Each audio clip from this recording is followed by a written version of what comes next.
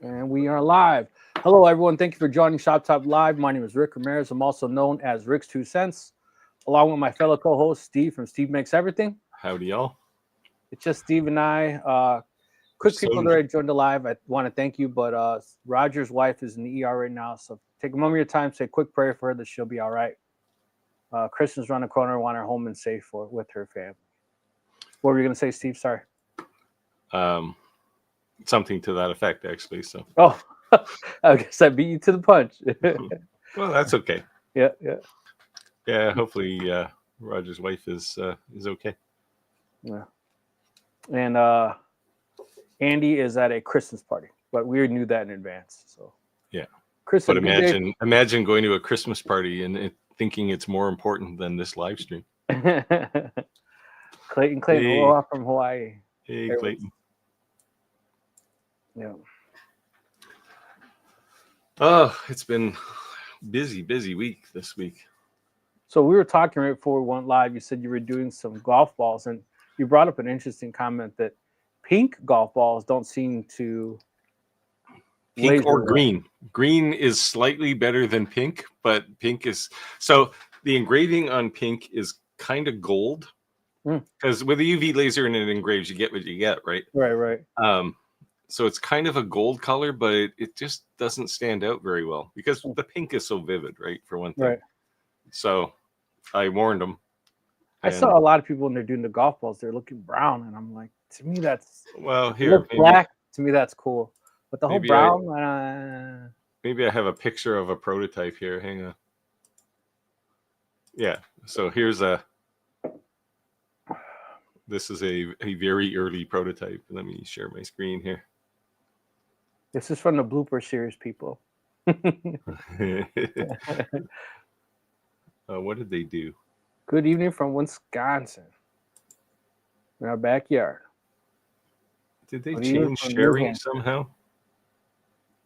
You guys can keep all that snow. I don't want any snow. Iowa. Yeah. Hello. It's a trader from Roger's wife. I can't seem to share my screen right now. Did they do something? They've changed. Oh, here we go. Hang on. They moved menus around. That was the problem. So this one was a pretty early prototype, but you can see it's black.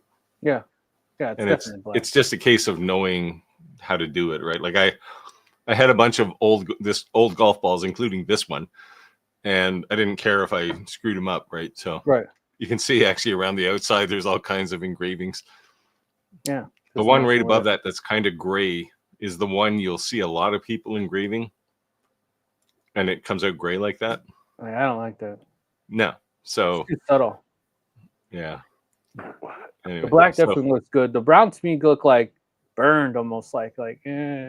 Yeah, well, it can get that way, right? It's better with a UV laser. Like I actually did some with a fiber laser. Again, white works better for some reason. But UV lasers are the way to go for this sort of stuff. I love that Omni 1, man. It's a nice laser. Yeah. So good morning from Belgium. Good morning. Yeah, because it's like 2 in the morning there, right? Loyal. Nice Shaquille O'Neal there, by the way.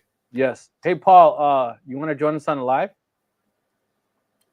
Yeah, you can tell us the secrets to actually building these things. Yeah.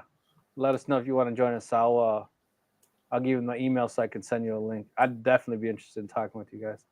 If you guys already are not a member of our Facebook group, you have to join. And I'm telling you, you have to join. And the whole idea behind the Facebook group is if you went to Steve's Facebook, Steve's 2 Cents page, or my Rick's 2 Cents, or Andy's, and you posted your own stuff, I wouldn't care. But some people wouldn't post on our pages because they'd feel like they're promoting themselves on our page. And they know we do the same thing, right? So it's kind of respecting. I get it. But the whole idea of the Shop Talk Live Facebook group is it's not actually our individual page. It's our Shop Talk Live page. So I don't care if you're an influencer, you make DTF shirts, you're embroidery, you're a CNC guy, you're a 3D printer guy. If you got something to gloat about, show off about, or you have a question, we're trying to build that community, of entrepreneurs. And I'm telling you, time and time again, I'm just blown away by the abilities of our subscribers. It's just, it's awesome. Yeah, I've seen so many things in the last week, Paul's included, but there's a couple of other people who posted things, and it's like, I wish I could do this stuff.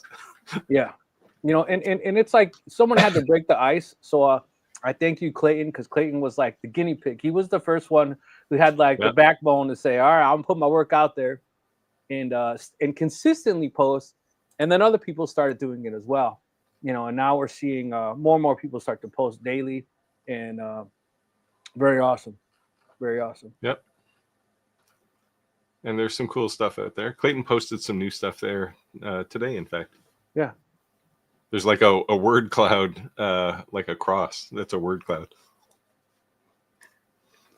Clayton said Hawaii has the best weather. Yeah. Except when it rains constantly, right? Oh, look at that. Jim. Hello from Joliet. What's up, Jim?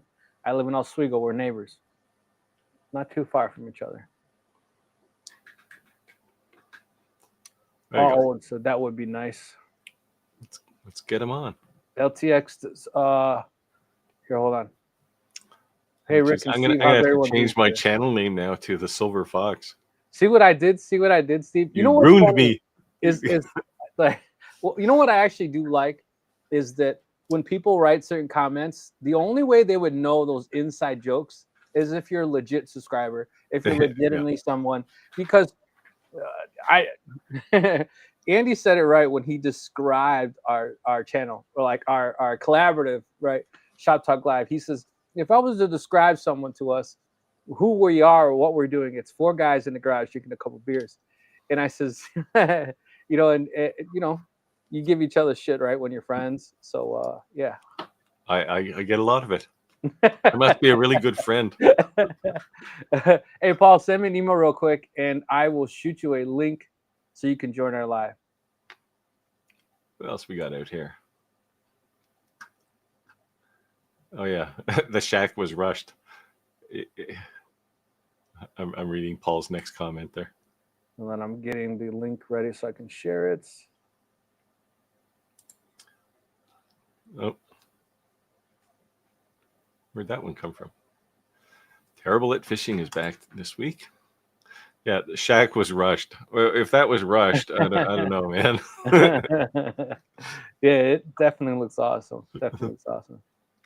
Yeah, we're talking about an image that Paul posted on our Shop Talk Live Facebook group, because last week we were talking about doing Shaquille O'Neal. Although I was waiting for a slam dunk from Taylor Swift there, but I guess he couldn't work it all in at once. But yeah, Paul posted his Shaquille O'Neal pictures there, and you look at them. You have to. So anybody who hasn't been to the group, go join the group and look at that picture, and you have to keep reminding yourself that it was laser engraved. Yes, Jim, I live in Oswego, like by Naperville and Aurora.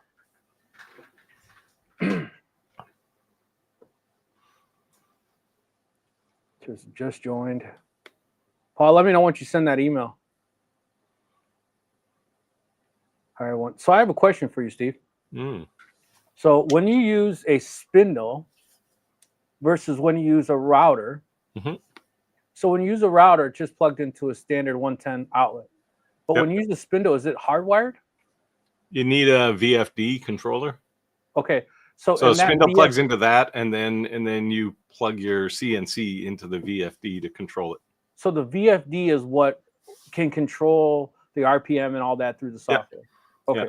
And that's how it differentiates the current or the speed or whatever. That it varies. Well, it varies the frequency. It's like an AC motor, right? But you can vary the frequency of it. Okay. Yeah, if you're serious about CNC, it's the way to go, but it's not a cheap option. So you have to do. I used a spindle on a trim router on my CNC for a long time, and then I finally said, like, just for me, it was I can't deal with the noise because trim routers are not quiet, right? And I'm running like 2-hour jobs sometimes, and it's like, oh my god, I'm just gonna leave my shop until this is done. That's why I was asking Andy about building an enclosure around it. I think I'm going to do that and then put some sound acoustic insulation in it. Yeah, Hey, I was thinking about putting that pink styrofoam. Yep. You want to get you really want to get acoustic foam though, the pyramids, like the egg crating stuff. Oh yeah. Put it on the ceiling, right, and the back, and then find some fancy way to open the doors in the front. Like put some doors on the front. That'd be cool. Yeah, so I was going back and forth with looking at these CNCs and kind of torn between which ones are here? The Onefinity, right? I think that's the 5, right? Am I right? Onefinity? Yeah. It's 5. 5 what? Hold on.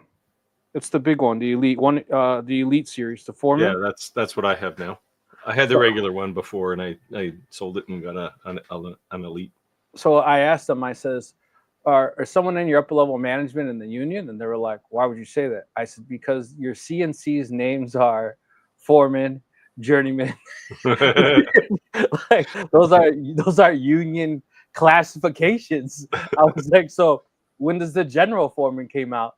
They're like, "Well, wouldn't it be a general?" I'm like, "I said union, not military." You know. So they were kind enough to want to offer me a smaller one, and I was like, "Nah." Yeah, it's only 36 by 36. 36 by 36. You can do a lot with that. Yeah. Like mine is well, again, I had space constraints when I bought mine, so I have a 48 by 36. Okay. But if I was buying one today, I'd buy at least a 48 by 48.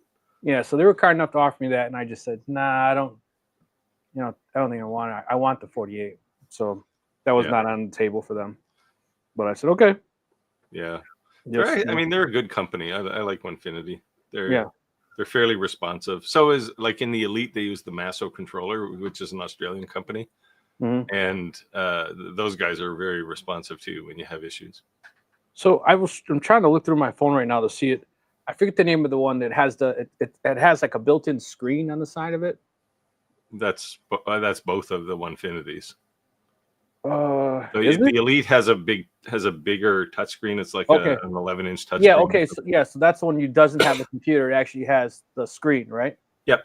And that's the one I have. Okay. Yeah. So how do you like that versus using a computer? Well, so I still use like Vectric, VCarve, or Aspire to do the design, and then I just upload it to the machine, and I go over there and I push the start button, right? Load it and put the start button on. But it's pretty simple. Now the original Onefinity on the Buildbotics controller, it actually had an IP address, so it was yeah. So you didn't have to go through that upload stage. You could pipe directly to it. So it threw Steve off for a second there. That comment I shared a comment and said Steve's second channel is the Silver Fox Creations.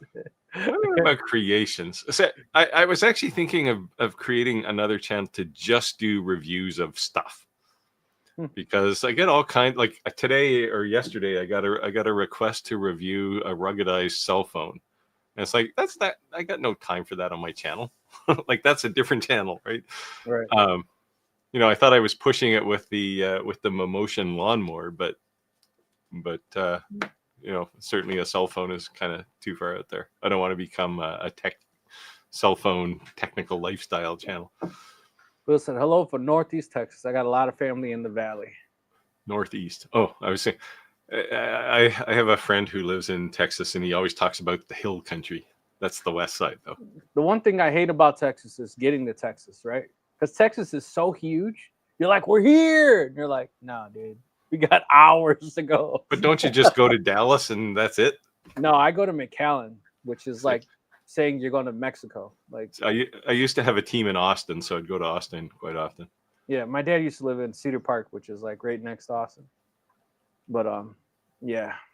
So by the way, for people who are listening here, feel free to ask some questions. Yes. If you have issues. I've dealt with all kinds of issues this week from people. Bill said my first time here. Hey, welcome, Bill. So I haven't normally done any kind of like paid training for people, because first of all, my whole channel is about training people, but there's lots of people now. This week, all of a sudden, it's like this flood of people saying, "Hey, will you do some personal training for me?" It's like, why is this all happening now?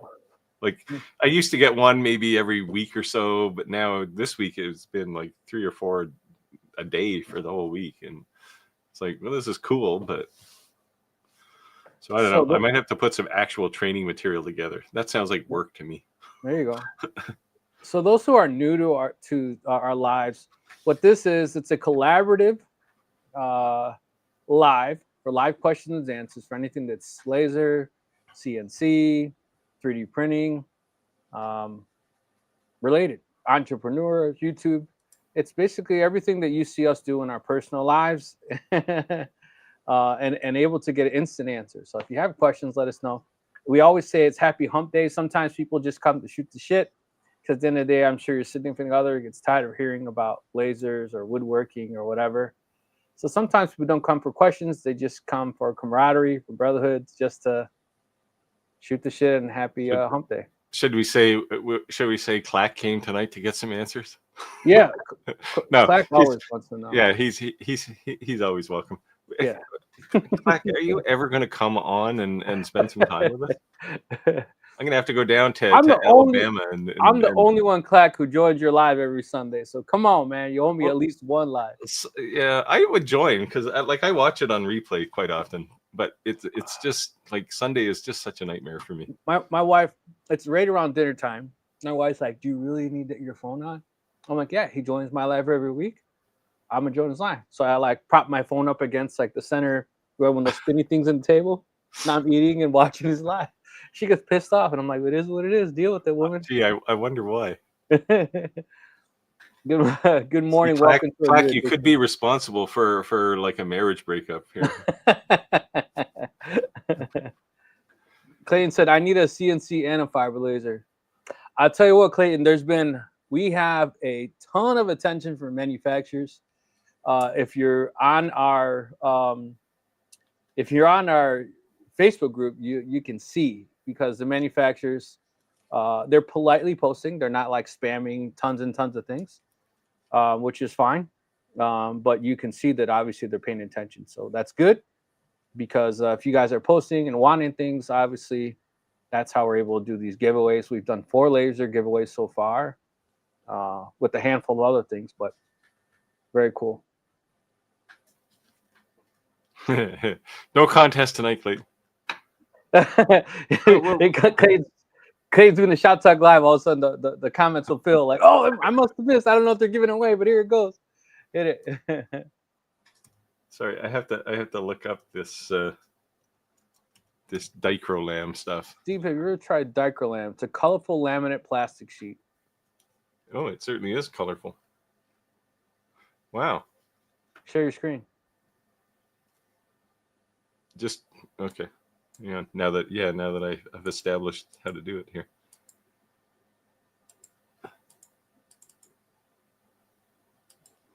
So check this stuff out. Oh wow, that's crazy looking. It's like if you're making knives that look like this, you want to make the handle look like mother of pearl, right? That's crazy. Oh, the guitar is nice. Wow. That's cool. No, I haven't obviously tried it, or I wouldn't be so astonished. Yeah, that's cool. How much is it? Expensive? I don't know. See if they tell me here. This isn't really a store. Oh wait, there's a gallery though. Sorry, I'm chasing squirrels now. No worries. I wanted to see some of these. No, it's badass. Wow, this stuff is cool. I would imagine it's not cheap. It doesn't look like it should be cheap. No. I would imagine that it's not cheap. Yeah, I mean, if this stuff is like $10 a sheet, I'm going to buy a whole bunch of it. Cool. I would imagine it's more than that. I'm going to look these guys up. Yeah. Well, let us know where you get it from, and we'll check them out. Seems pretty cool. Yeah, sure. The fact that they don't have prices listed here, kind of suggests that if you want to find out, you have to call us. Yeah. Anyway, that's cool. Thanks for the tip. Yeah.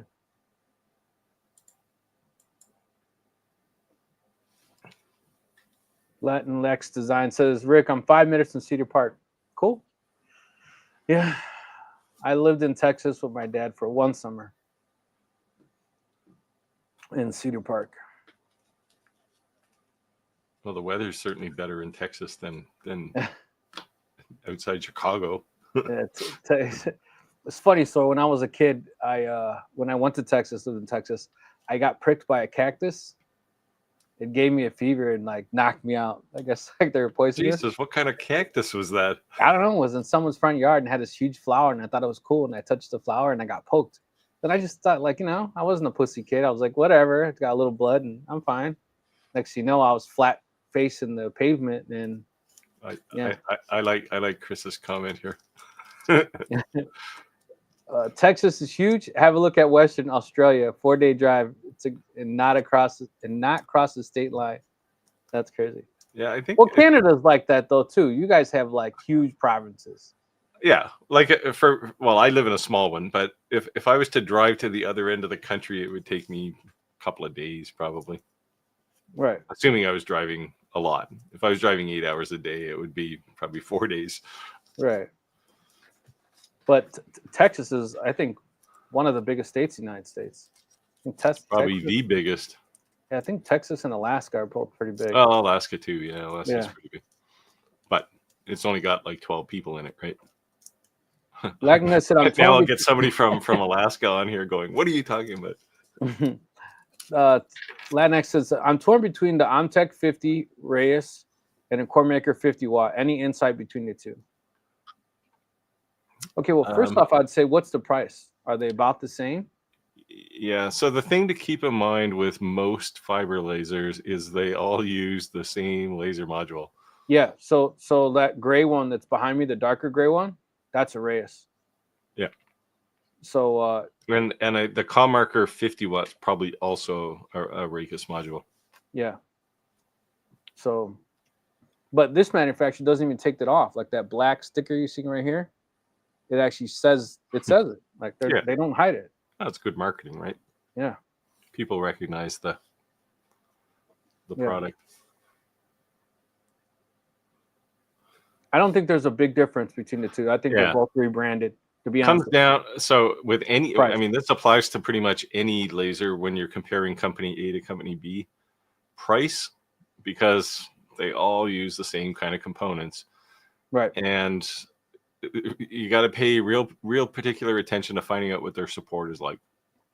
So the only other thing I would say is that now their price, and let's say they're within $100 of each other.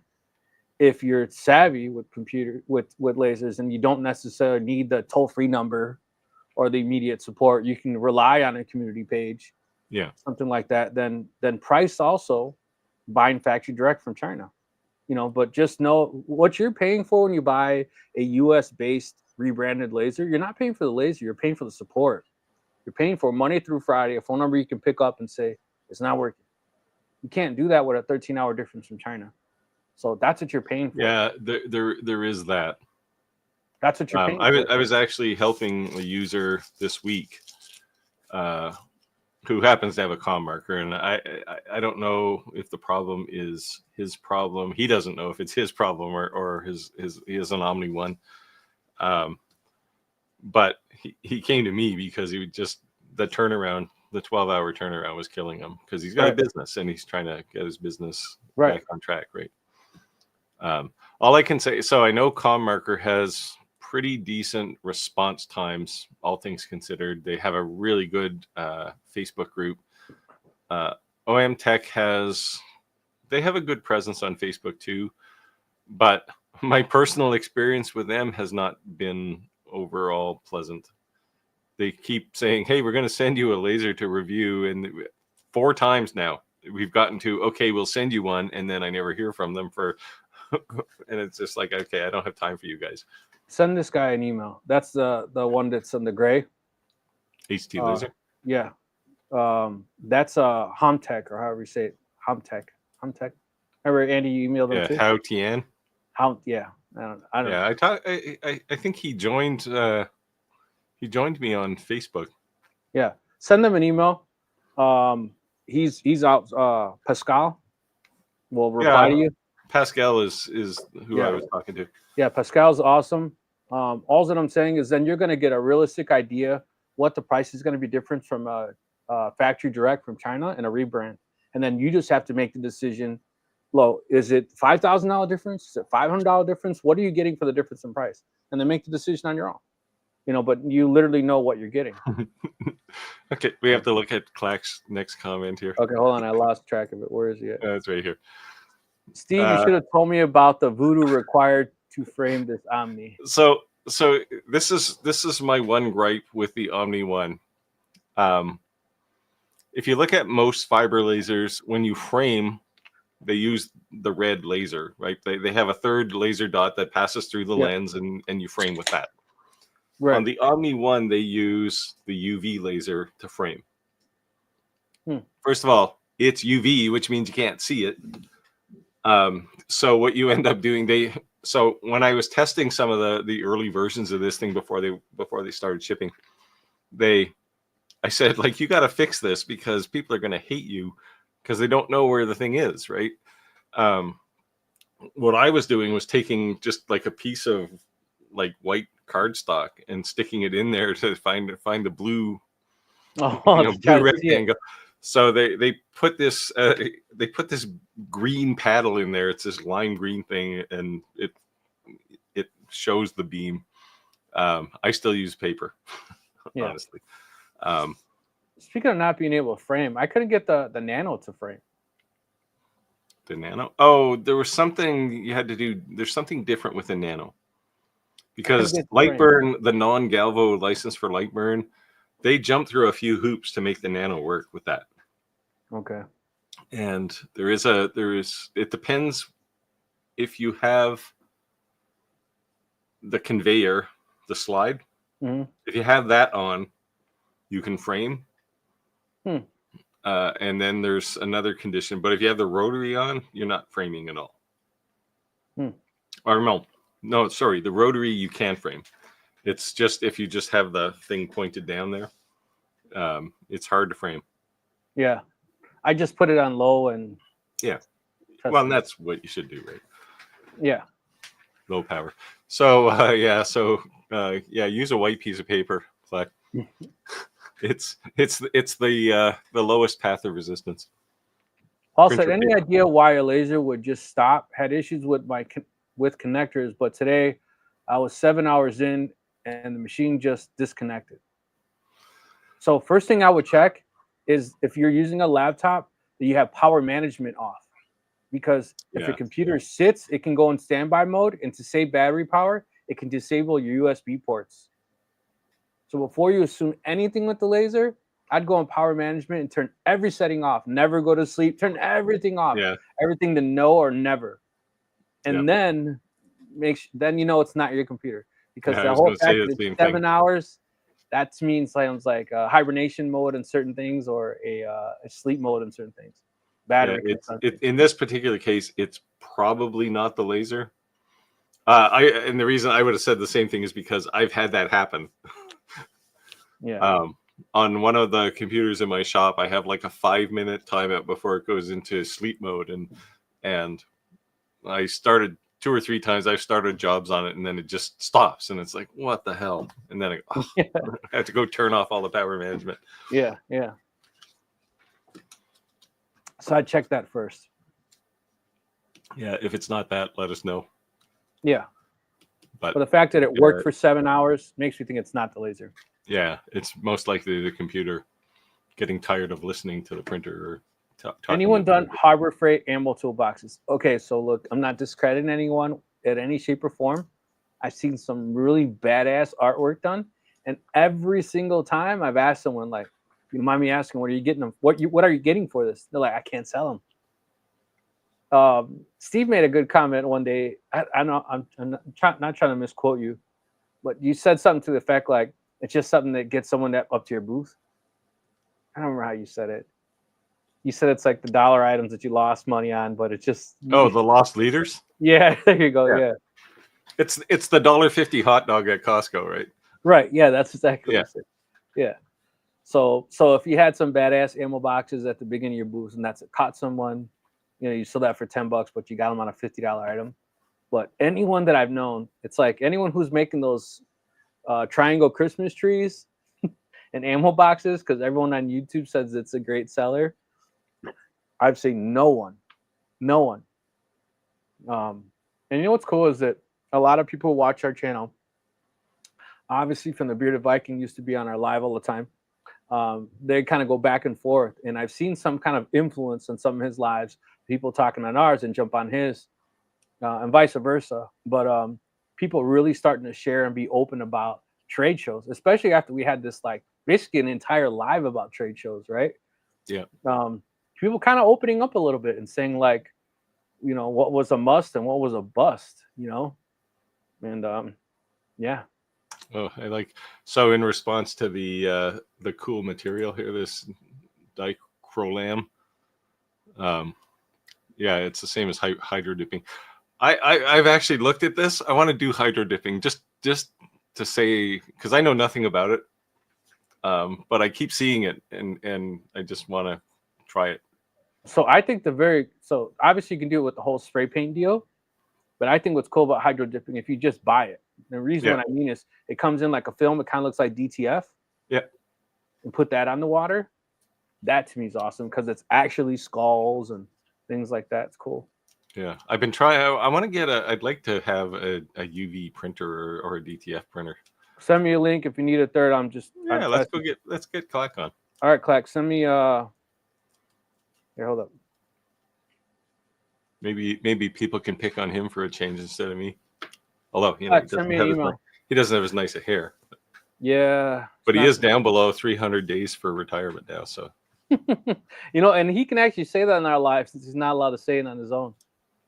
Well, he has a sign there now. Yeah, that's why he has a sign. Just some subtle thing in the background, subliminal message. He just needs to flash it up for about 2 frames in every video.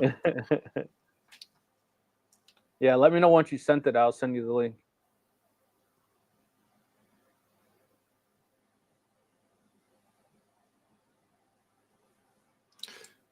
Yeah, so Chris makes a point here about Paul's laser stopping. These are all certainly problems, but those wouldn't happen generally after the laser's been running for 7 hours. Yeah, so Clack, I know you had the Ray-Ban glasses too. They sent me that voucher to get the glasses for free, but I had to pay for the lens. And I waited, and I thought I still had time. I ended up missing it by like 5 days, and I was so pissed. And so I bought them anyways. But now it looks like they just sent me something new. So maybe if you just, I don't know if they sent you something too, so we'll see. Anyway, I was saying I'd like to get a UV or a DTF printer. Nice. I just got to find somebody, because I don't care so much about making t-shirts. That's not my thing. But what I want to do is find ways to use that in laser projects, right? So the bad thing about DTF is it has to be printer used every day. You'll ruin your print head. You cannot you cannot have, if you don't use your DTF printer, then you're gonna just literally flush ink through it on a cycle. Yeah. You're gonna be you have to circulate. That's generally what I do with an inkjet printer too. Yeah, no, that's why I have an Epson Eco Tank here. Yeah, but you're paying $100 to $200 a liter. That's difference.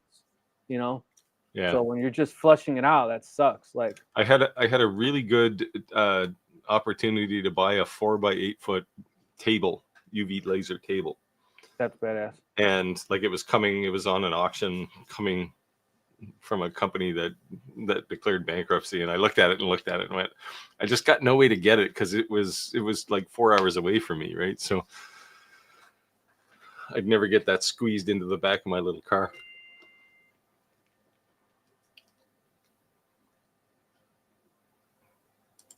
Oh, I like these stories. I want to find. Yeah, people say good things about Rowley's support. He was supposed to be sending us some. I don't know what happened to him. Yeah, I don't know. We'll circle back on him. We're supposed to get some rotaries from him. Yeah. And I think he's halfway between us. I think he's like in Wisconsin. I thought they were in China. Oh, maybe they're distributions here. Yeah, they probably have a distribution center here. Yeah. But yeah, people say good things about the Rolly. Yeah, the only thing I've heard bad about them is they're expensive. But there's an old saying, you get what you pay for. You pay what you get what you pay for sure. Jim said you can frame with the Nano without the rotary or extension bed. Yeah, I have to figure that out. I couldn't get it to work. I don't know what I was doing wrong. I just said, when I couldn't get it to work, I'm like, screw it, whatever. I'm just. Well, that's what I did too. I just I didn't have time to mess around. I looked at I was on kind of a crunch time trying to get it out for the Nano release and the Nano Pro release. Yep. And it was like, okay, I don't have time. I'm pretty sure you can do this. The only problem that I've had, I love the Nano, by the way. I've been using it a ton. Yeah, it's a nice little laser. I like it. The only problem that I had is that all of a sudden it wasn't going up and down. I'm like, what the heck? Cable disconnected? So I stuck my ear on it and it was moving, but there's an Allen key at the bottom. It has like that lock. Yeah. It was such a pain in the ass because I can like barely fit the I'm like, I didn't want to strip it out because it's so small. So I wasn't trying to. So I had to I took an Allen key and I grinded it to make it a little shorter, so I could stick it in there and turn it. Yeah. But yeah, I was like, You got it fixed? Yeah, it's working. Yeah. People sometimes forget that lasers they're a bit like helicopters, right? 10,000 parts moving in close formation. Something can come loose. And they depending on what you're doing, they can just basically vibrate themselves loose, right? And you have to go in every now and again and make sure everything's tight. All right, Clack just sent me the email, so hold on. So Paul says his laptop's running fine. Well, the file, I assume, Paul, you're using Lightburn. The file probably would take ages because it's a big image and Lightburn has to process the whole thing, right? So the only other thing I would suggest is, since you're mentioning a big image, if the image is, let's say, and I'm making up numbers, let's say 10 inches by 10 inches, but you're only laser engraving a 2-inch by 2-inch, right? And your laptop doesn't have a lot of RAM. Once you start running that long, it could be running out of buffer and it could crash. So if the image is way bigger than it needs to be, resize the image to what it actually needs to be. Not in Lightburn, like in an Illustrator or Photoshop. Yeah, because if you resize it in Lightburn, it's still the same size. You're just basically like changing the display size, but the file is still massive. So yeah, the other thing I've seen people do is they'll save an image like a PNG file, but they'll save it at like 600 dots per inch, and it's like your laser's not going to resolve that anyway, right? So don't do that. 72 dots per inch is fine for most things. Yeah, so I've been guilty of, whenever I create an artwork, I'm making it as large as I can, like my export. But then I will rename the file underscore, 500 by 500, 250 by whatever. Like the last video, for the video I did this week where I had the grayscale engraving of the German Shepherd. That thing was done on, oh, look at those cool glasses. That thing was done on the Omni 1, but it was only like 0.1 millimeter, or the interval was like 0.1 millimeter or something. I mean, that thing can go down to 0.001, but it would take me 2 hours to engrave it at that point. Right as I share your comment, you join the live. So I've done 8 ammo cans for a wedding, a groom's gift. So be honest, Clack, have you sold these? Like, that was a custom. It was a custom order. I don't generally make and sell a whole lot of stuff unless it's stuff for events.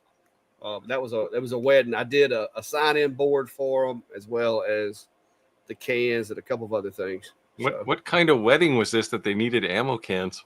Shotgun wedding. Literally a shotgun wedding. Yeah. Anyway, welcome to the channel. Thank you. Yeah, I'm tested this machine out. Oh yeah, they actually did send quite the extensive material library. Yeah. So. Yeah. There's on the USB. There's a library that has almost everything that you're ever going to use. It's not perfect, but you can tweak it. It does good with the acrylics.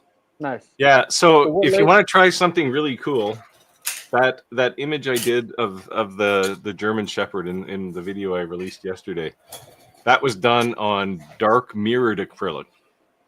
Yeah. And that thing looked like cameras basically pick up I don't know, and nobody complained, but there's a horrible 45-degree gap in something because some moron in my shop moved it. But it looks like a photograph. And that dark mirrored acrylic makes it just look amazing. Like I got to find some project to do for somebody that uses. Hey, Kathleen, I've done a ton of boring in South Bend, Indiana. A ton of boring. Yeah, it's like I said, it's what? Boring, horizontal directional drilling. Putting utilities in. Yeah. Yeah. It definitely has potential, but I'm like you. They should have added that visible laser to the frame. Yeah, I got a feeling that they'll put that in there. It's like I said, just a white piece of paper is what I use. Yeah, so they put that in there at my request. That's it. That's what you're talking about. Yeah, it looks like something you can't see it without it. Yes, well, you can't. Like I said, if you use a piece of white printer paper, like bleached white printer paper. I mean, if I turned out the lights and everything, maybe I could. But it's so bright in here, you can't see it without. Yeah, well, that's my situation too. Oh man! Because at first I was like, did I leave the cap on it? I took the cap off, and I was like, I don't know. Well, like I said, I've been helping a lot of people in the last week or so, and a couple of Omni One guys, and one of them was having problems. He said it's not framing, and I said, what? Play around. I said, put a rectangle on your workspace and hit the frame button, and then go over and put a white piece of paper on there, and what do you got? Oh, there's a blue rectangle there. I said, yeah, okay, this is the problem. It was working. Yeah, that, like I said, that kind of threw me for a minute, but you know how it is. I had the machine. It came in today. I wasn't planning on messing with it. I was still testing the Omni, or not the Omni, the Omtech, the Polar Plus, which so far I like it, but there again, I think they dropped the ball by not putting the pointer dot in there. Yeah. The Atom Stack Hurricane, it had the red pointer, but the Omtech does it. It's okay so far. I've been able to make it work, but I would rather have it in there. Yeah. How do you feel about Omtech as a company? Like they just seem. They're quirky. Is the best. Well, most polite this way is this is the first machine I've dealt with them on, and yeah. I do like the fact that they say they offer US support, which I haven't had to use. So, I mean, everybody likes the US based support, but like I said, it's still to be determined on that part for me. Yeah. The machine, I like the build. I think they did a good job on the build. This particular machine, I think they missed the boat on the tumbler market with the way that the rotary's set up. It's quirky. I don't like it. Yeah. But other than that, the for flat sheet goods and for like 1-inch thick materials, so far it's doing a really good job. Yeah, the first time they approached me, they wanted me to test that laser, and I said no. I have people saying to me, we want to see more about fiber lasers. Yep. And so I said no, and that made them grumpy. And then they came back and said, okay, do a fiber laser. And they gave me this ridiculous contract. And I said, I'm not signing that. Yeah, they hadn't, because usually I blow them off when they try to get me to sign something. Yeah. Because I just don't like signing stuff. Occasionally I'll do an NDA, like you said. Yeah, sure. NDA. But I'm not signing much. But this material is just basswood. So that's an image I did on the com marker. It's really the material. The material really failed me. I'm gonna have to use some different wood. I've got some cedar over there that I can use, but I've been playing around with this is all the tests. Yeah, I had a big pile of those too. So get yourself a bunch of glass coasters. Yeah, it does a good job. There's Steve's thing. Yeah, look at that trademark Ventari. Yeah. So wow, you're nerding out. You know, if you missed your live, you could just put that next to you. It's like the volleyball. When Steve missed our live, I bought a Canadian Dry and I put it next to me. So somebody mentioned to me the other day that a UV laser won't engrave clear acrylic. And I said, no, it will. Yeah, I saw that actually. You did was it your live or something? Short? Yeah, your short on your whole shop. That's when me and Steve do lives together sometimes. It's like my little mannequin, Steve. Little, you know. Yeah. This is Steve on a stand. And nice. This is Steve on a stick. There you go. So yeah, we'll have to get him to come on too. I have to keep refute all of this. I have to keep him on his feet. Yeah, I saw your little short where it showed the whole shot. That was cool. Quick question said, has the algo laser been revisited by anyone since their release? Appears bugs are worked out now in their Delta. Has anyone tried Cermak-like sheets? They asked me, they probably asked you too, Clark. They asked me if I wanted to try the new Delta, but I've got the Alpha MK2. Yeah, I had an opportunity on the Alpha 2. I just don't like testing open frame lasers anymore because they're just like so dangerous, right? And it was good to get the business bootstrapped, but now we got to be safe, right? Yeah, well, the reason I still do a lot of the machines that I don't necessarily want in here is because a lot of the guys that watch the channel, you know, they still have a need or have a budget. Yeah. Stuff like that. So I try to keep a few of those coming through, but I try not to overdo it. Yeah. And I've been trying to back away from doing as much reviews, but it's just the here lately, the evolution of lasers has been so fast. Yeah. It's crazy how fast things have gone, right? That they keep finding things that I'm like, okay, that might be fun. You know, I might like that. That's like the Ohm Tech. I was like, I've never had an Ohm Tech. People ask me all the time what I think about them, but I don't have one to reference. So I was like, okay, I'll take it. And I know Steve got a different version, which I kind of like too, because then, you know, if somebody has a question about this machine, I can answer it. If they have a question about that machine, he can answer it. So we try to fill in the gap best we can. Yeah. Yeah, I was going to say, when you're playing with the Omni 1, somebody asked me this week about engraving clear acrylic. And said somebody told them, some YouTuber, it wasn't one of us, I guess, but some YouTuber said that you can't engrave clear acrylic. And I thought, well, no, this is crazy.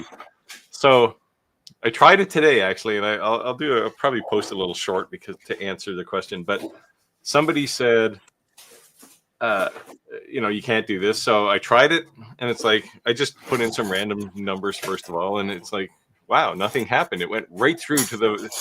I actually, unfortunately, now have a material setting on the base of my Omni 1. But what I discovered when I ran enough material tests is there is exactly one setting for clear acrylic, and it's finicky, but you need 1,000 millimeters a second. You need 0.001 millimeter interval, and I think it's 15 or 25 kilohertz of frequency. And it's like anything, like you go 100 millimeters a second faster than that or slower than that, doesn't work. You change the frequency, doesn't work. It's like one box on my material test. I'm gonna wait though, since it's so kidding.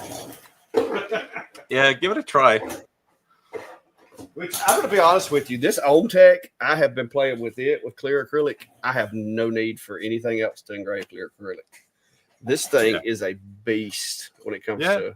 Well, I mean CO2, right? So, even compared, I like Atom Stack machines, but even compared to the Atom Stack machine on clear acrylic, the results are pretty impressive. I don't know if it's the beam size or exactly what it is. But it's doing a really clean job. Don't you? You have an X-Tool P2, don't you? Yeah, I do. It's sitting right there. That thing has a really small beam. I mean, that thing's beam size. Yes, but diode laser. I like the machine, but I've got so many X tool machines in the shop that it's like, okay, I'm gonna play around with the different CO2s. But it's a little. I don't like XCS when it comes to doing that kind of thing. I can design in Lightburn and send it to XCS, but I don't like when I'm trying to design stuff, I prefer to design in Lightburn. Now doing tumblers and stuff, once the file is built, I mean XCS is the way to go. But yeah, that's some of the clear acrylic that I've been playing around with. Yeah. So we're getting comments. Clack showed us up. He's wearing a Clack shirt, but we're not wearing our own shirts. We do have them. Hey, have one right here. Well, it's the company shirt. It's not a Steve Makes Everything shirt because some guy who said he was going to make one didn't. I'll share this with you guys. It's so that there's not like 8 wardrobe changes in a video. There you go. Because if I'm making a video and I do part of it today and then I do part of it tomorrow and then part of it the next day, I don't got to go digging through the laundry trying to find the shirt I had on the first day. I thought at the rate you released videos, you shoot one in like an hour. Yeah. No, I usually actually have about 4 videos going at every. Like I'll have 4 videos going at a time, and I have folders on my computer so that I couldn't focus that widely. I thought you had like one of those Chinese crews working on doing all their video editing. Oh no, this is it. This is a one-man shop right here. Yeah. It's just me. But no, I'll do I was capturing some B-roll and stuff for the Omni today, and I haven't even done and I captured the unboxing and all that, but I haven't put it all together. So I assume this is in reference to the Omni one. So in the end, you can engrave. Now I'll say engrave in quotes. You can engrave clear acrylic with the Omni one, but it's actually not engraved. What it does is it basically boils the surface of the acrylic and raises it. And it's white, but and there's a lot of rules. Like I said, there's exactly one setting you have to use, and you can't have the thing laying on the workspace because if there's black underneath it, it'll go through the glass. And it's funny you said that. See, I was actually doing some tests on the slate coasters with the Nano. Yeah. And I was actually able to raise it and make it like a yellow. Yeah, you can do color on slate. But it was raised. It wasn't like crystallized. Yeah. I was like, oh, that's cool. Yeah. Did yours come with the little jack stand? Yep. I mean, it was handy. Don't do it wrong. Yeah, it's useful if you're, if you want to do fine focus, we'll say. I bought one of those. I bought the big one, and it wasn't cheap. Jack stand? Yeah, and I was like, why the hell did I buy this damn thing? I don't use it. But I thought I'd use it for the coins. Justin for his fiber lasers, he's got this little micrometer adjusted XY table. That's a nice setup. Chris said open frame lasers is like driving before seatbelt. Hey, I'm a 70s baby. Yeah, well, I'm a 60s baby, but you live. If anybody has seen the series Mad Men, especially the first season of it, where the kids are hanging over the front seat talking to their mother, and well, that was me as a kid, right? We didn't have seatbelts; they weren't even in the car, but I turned out okay, mostly. Kathleen is asking, "Where's Roger's evening?" I may have missed her. I mentioned earlier; those are in the live right now. Roger's wife's in the ER, so he wasn't able to make the live. So if you're joining us today, please do us a favor, take a moment of your time to say a quick prayer for her that she can be home with her family to be able to enjoy this Christmas holiday. And Andy is at a Christmas party drinking beers without us. It's not dedicated. We're gonna have to renegotiate his contract. Hey, that license is coming up. Like, I know, Clack, you switched to StreamYard. That's no joke. Us being on StreamYard, that's $1,000 investment. Oh yeah, you got to be serious about streaming. It's to stick with StreamYard for us to be on this. It enables a lot of things, though. Yeah, no, I think it's worth it, but it's not. It was it was worth the investment. The only thing that I will say that I think Restream did a little bit better of was some of the integrations with the chats and stuff like that. It seems some of that was a little bit better, but StreamYard, I think, has pushed out a couple of updates because me and Steve were having some issues. You have to make darn sure when you set it up that you leave that studio alone until that live goes. I've got one recyclable studio, but I like setting them up and having them pre-built. Yeah. So, but it's growing on me. Yeah, but we just I set like up the giveaway thing. I set up the lives for the whole month, and I sent them out to everybody, and then we just because I nag you. Oh no, but that way that if I'm not able to make it or something, it doesn't matter. We're not creating them. And then also that if someone wants to be a guest, we can send just that 1 week. Yeah. In advance, like, hey, you can join us on this day. Yeah, there was a few growing pains when we started too, but yeah, learning the software and also people were always asking us like, why are we reading the comments? Because we can feel like we can see them. Why are you reading them? But we have to remind people all the time is there's a lot of people who join the lives that are not watching it; they're listening. Well, and if you, I don't know if you and Steve do this or not, but like me and Ventari, Steve, we both have ours set to where our Sunday Night Live is also a podcast. So if you don't call out the questions, then if somebody that's, let's say they're just like they're jogging or they're driving and they're just listening to they're listening to the live. If you don't call that out, they're not going to know what the questions are. Right. And so exactly. we do like I had all of our Sunday Night Lives to the Sunday Night Live playlist. And I've got it set up to also be a podcast so that if somebody just wants something to listen to while they're driving or whatever, they can catch up on the live, because it is, a 2.5 hour live sometimes is a little much to be just sitting down and watching. But, the podcasts actually do really well on mine as far as the replay views. And so I think it's a good idea and it works. So I was saying that early on in our live, I'd go on, I don't know if you ever seen one of my posts, but I'd go to every laser Facebook group and say, hey, join our live. And I think when you start doing the heavy lifting for YouTube, they stop doing it for you, right? Because you're kind of self-promoting and they're not promoting you as much. So as I noticed, I'd get 1,000 views, from promoting. And if I backed off, it backed off. And then when I kept going, and now I kind of backed off and I let Shop Talk Live grow as Shop Talk Live. And, you see difference. But the other thing too is with StreamYard, I tell people is that like as an influencer, you just can't look at your views on YouTube because you're no longer just on YouTube. Now you're on Facebook, now you're on Instagram, now you're on Twitter. So you've divided your views, in 5 or 6 different streams. Yeah, I prefer to keep mine on YouTube because that's kind of where the hub, that's where everything with mine started. My Facebook page isn't monetized at all. Like I think they send me like $15 a month for some kind of bonuses. I don't know why they started sending me money, but they started sending me like $15 a month.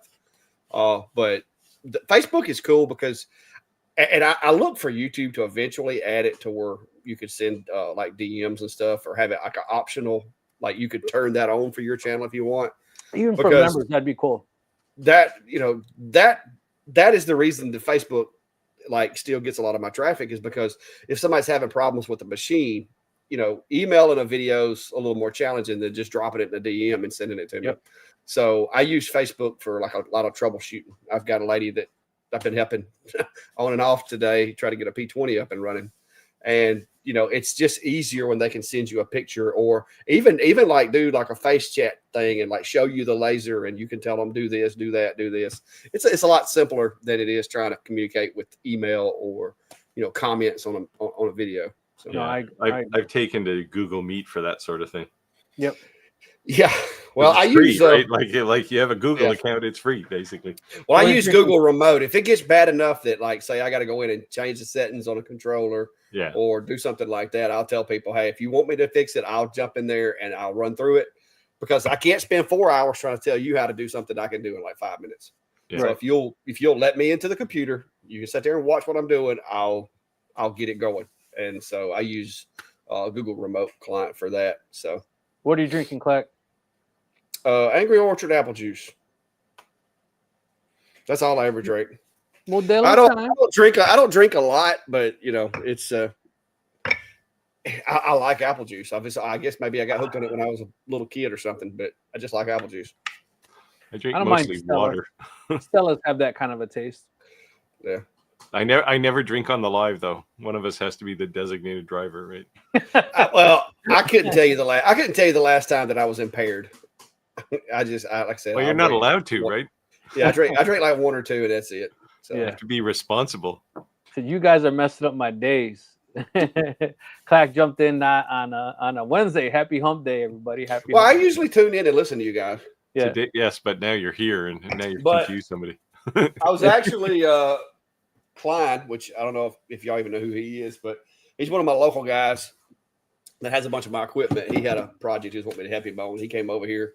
We worked on it for a little while. He helped me put the Omni 1 together. We did a little bit of testing, and then he had to go somewhere. And says he's going to come back and pick up his project before I go to bed. So we'll see. It's not too hard to put an Omni 1 together. No, there was I think 8 screws. Yeah, No, it was 6. pretty quick. Yeah, it was 6 because we only needed 2 in the tower. Zephyr said, "How long does it usually take for the laser from longer to arrive in Canada?" They ship. I think they have a depot here, but at the very least, they'll usually ship from out of the U.S. The only thing that I noticed, a lot of these manufacturers don't get freaked out because the tracking seems way off to me. It's like in China, and then all of a sudden it's like in California. You're like, what happened in between? Yeah, well, that's not their fault. You know what I mean? And then and then a day later it's at your door. You're like, what the hell? So I had this fiber laser I got today. 2 days ago, it said it was waiting for a receiver or a carrier in Shanghai or somewhere in China anyway. And today it was on my doorstep. Now it did not come from China in 2 days. Right. So just and then when it arrived, then I go and look at all of the tracking information, and it went to Anchorage, it went to Tennessee, it went to it's like, yeah. Don't lie to me. Just what I really want is, and they used to have it on UPS, is you used to be able to show a map and show where your thing was at that particular time, right? Yeah, And I think you can do it seems if to have disappeared. if you sign up for it. I have a UPS account, and I think the only one doing that now is what's the yellow trucks, DHL. DHL. I don't. DHL I don't have still does it here. I don't use DHL very often, so I don't have an Multicraft says, so I know, Steve, this is one of your things you like to do. Any tips on doing laser inlays? Saw a couple of videos and like to try it. Yeah, it's relatively easy.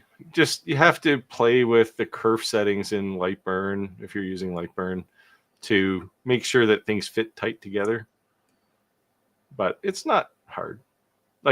So I've done a couple of these, one with veneer and one with just 3mm plywood with different colors, and they both work well. The veneer one is a little harder because you're trying to glue down a whole bunch of tiny little thin pieces of flexible wood, but you can do it.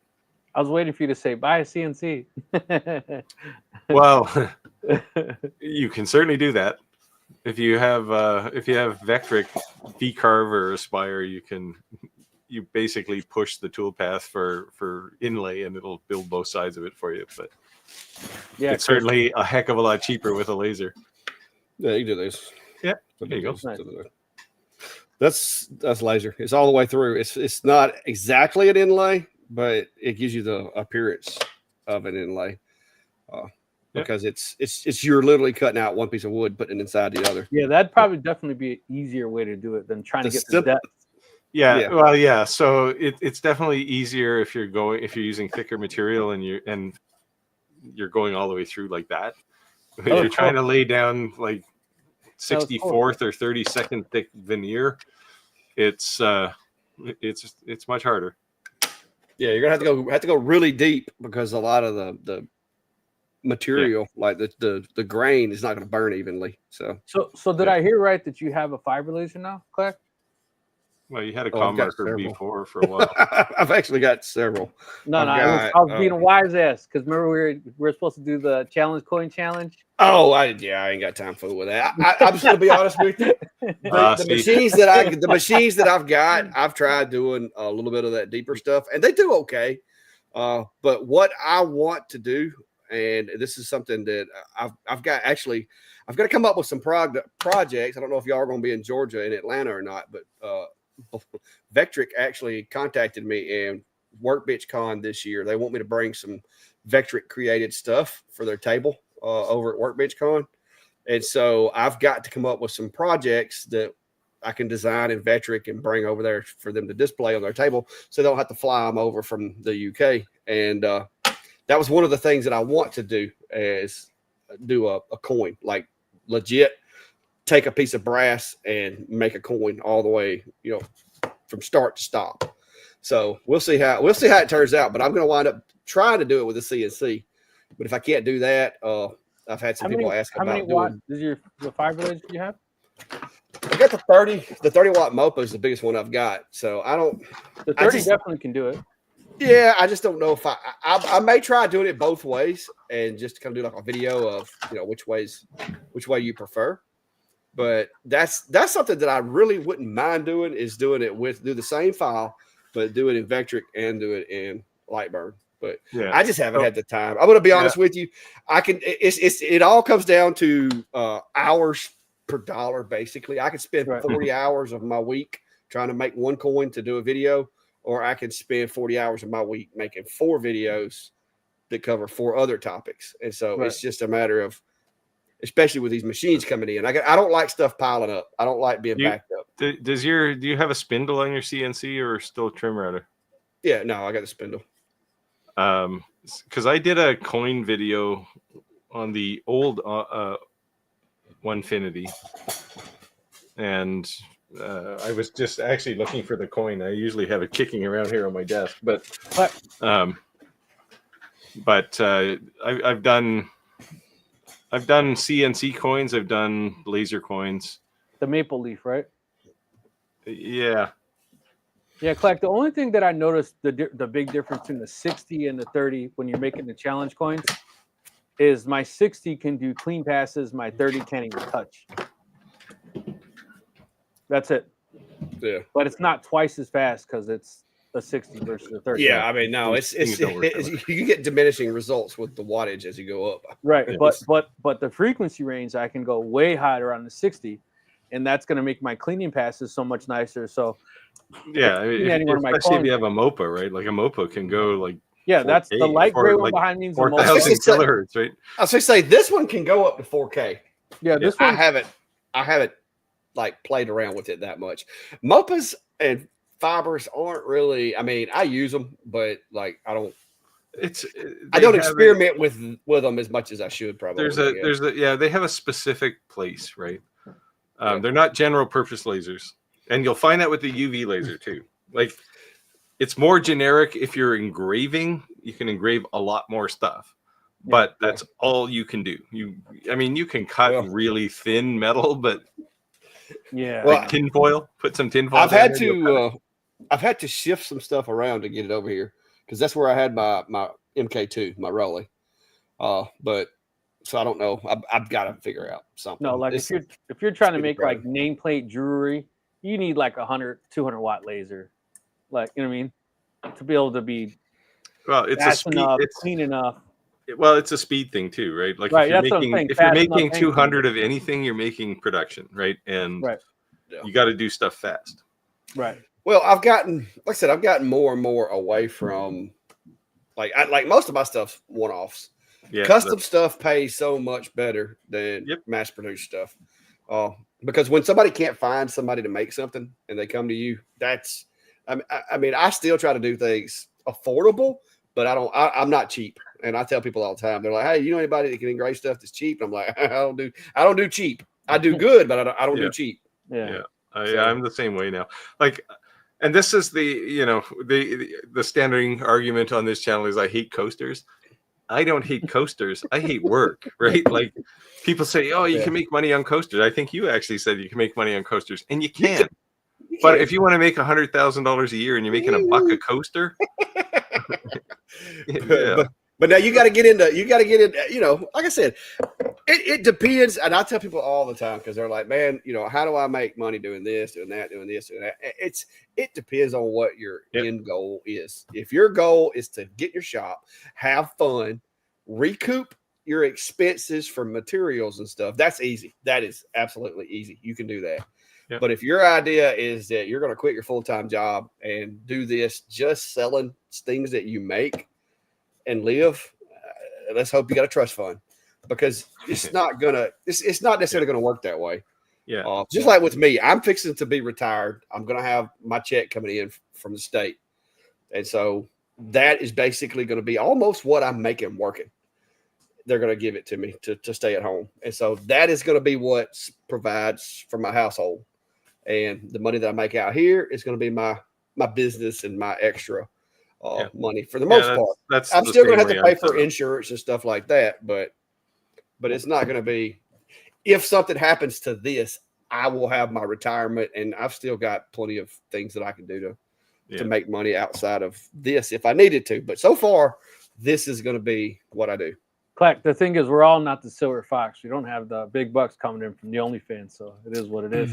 Some of us still got to work. Yeah, you can do it. Well, the thing, I mean, like I said, I've got several things I could do to make money.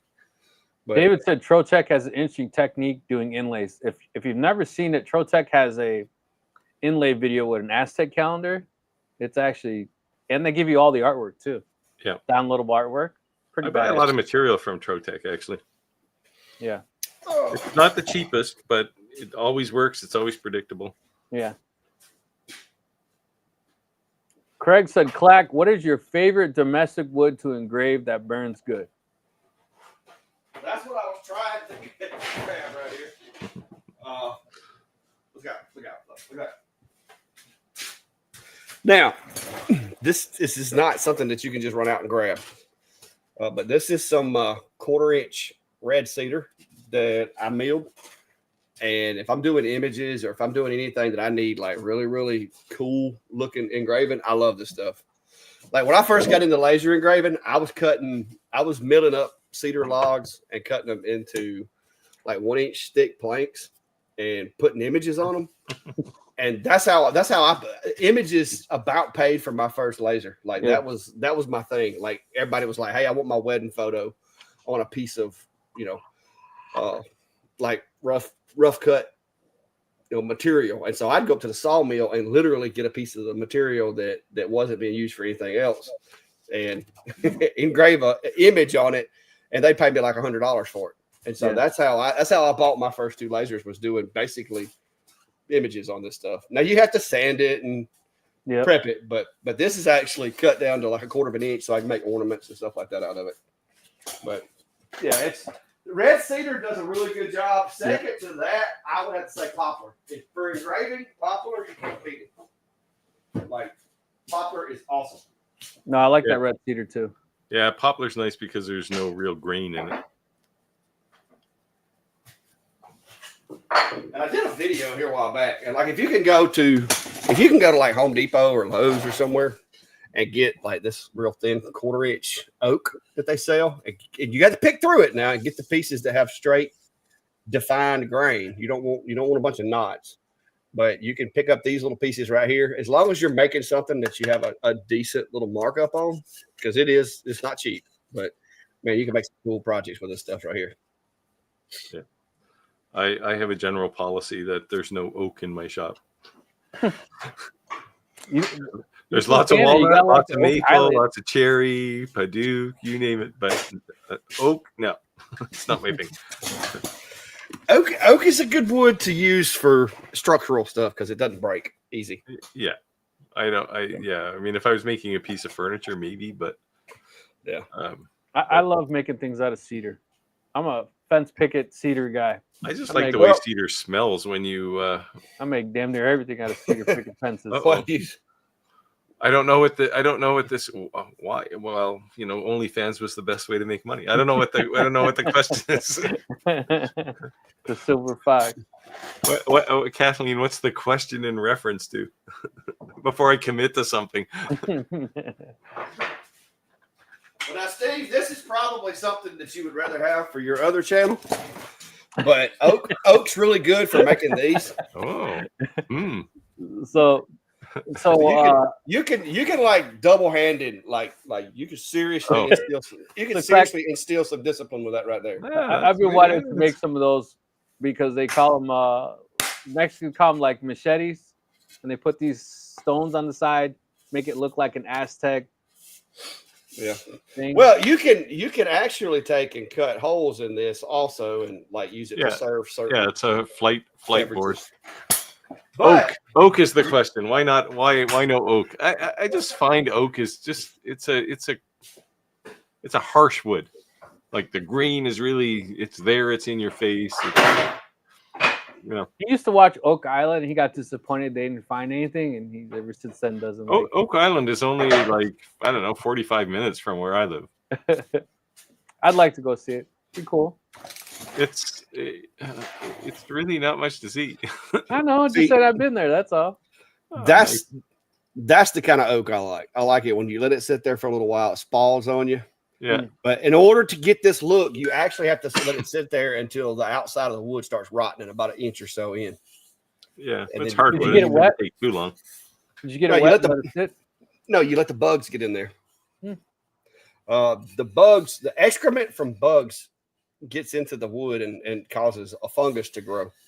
And that brown and all those colors you get is actually fungus growing inside the material. Yeah. So the lesson is don't make a cutting board out of it. It's not food safe. No, once you dry it, once you mill it and dry it, it's good because it kills it. It kills it, and the only thing left is the discoloration. But that's actually spalting is basically just it's where like fungus and bacteria and stuff grew inside the wood, caused it to change colors. But it makes for some interesting. So the next short is going to say "Spank Me, Daddy" on there. No, believe it or not, sororities love these things. Yes. Yeah, and you know what's also is that look, I said hold on, Clark, bring that back. Clark, bring that back. AJ, you came at the right time. Look what Clark has. He's building. He said he'll put "Spank Me, Daddy" on there. Yeah, he's building paddles. That she said it. Looks like I came at the right time. Too funny. What has magnet fishing done for you lately? Oh, there you go, Steve. Got some boat paddles right there. You can call them that, I guess. The inefficient boat paddle. Well, it's for stirring up. This is for stirring up your gumbo or your soup or chili or whatever. It's a spoon that is in the shape of a boat paddle. Yeah, nice one. CNC projects that Rick can start doing once he gets him a CNC. You haven't you haven't had the urge to make it spoon shaped? Not yet. So Jay said, if you guys don't know, Jay's a pretty well-known magnet fisher. Jay has like phenomenally good luck. So good. If I didn't personally know her, I think her videos are fake. Because she's just like, cast, let me just find a safe. Cast, let me just find a gun. I'm like, how lucky are you? Like, I can walk to her house. So like, I'm going to the same place and I don't get crap.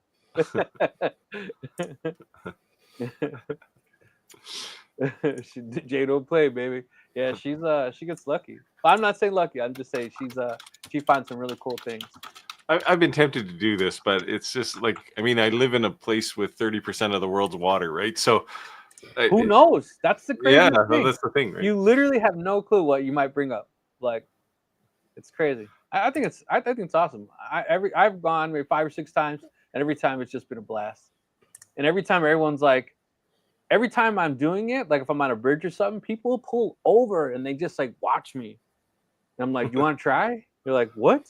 Want to throw it?" Like, dude, you're just throwing in the blind. Like, you ain't even better. I'm not any better than you. Who knows?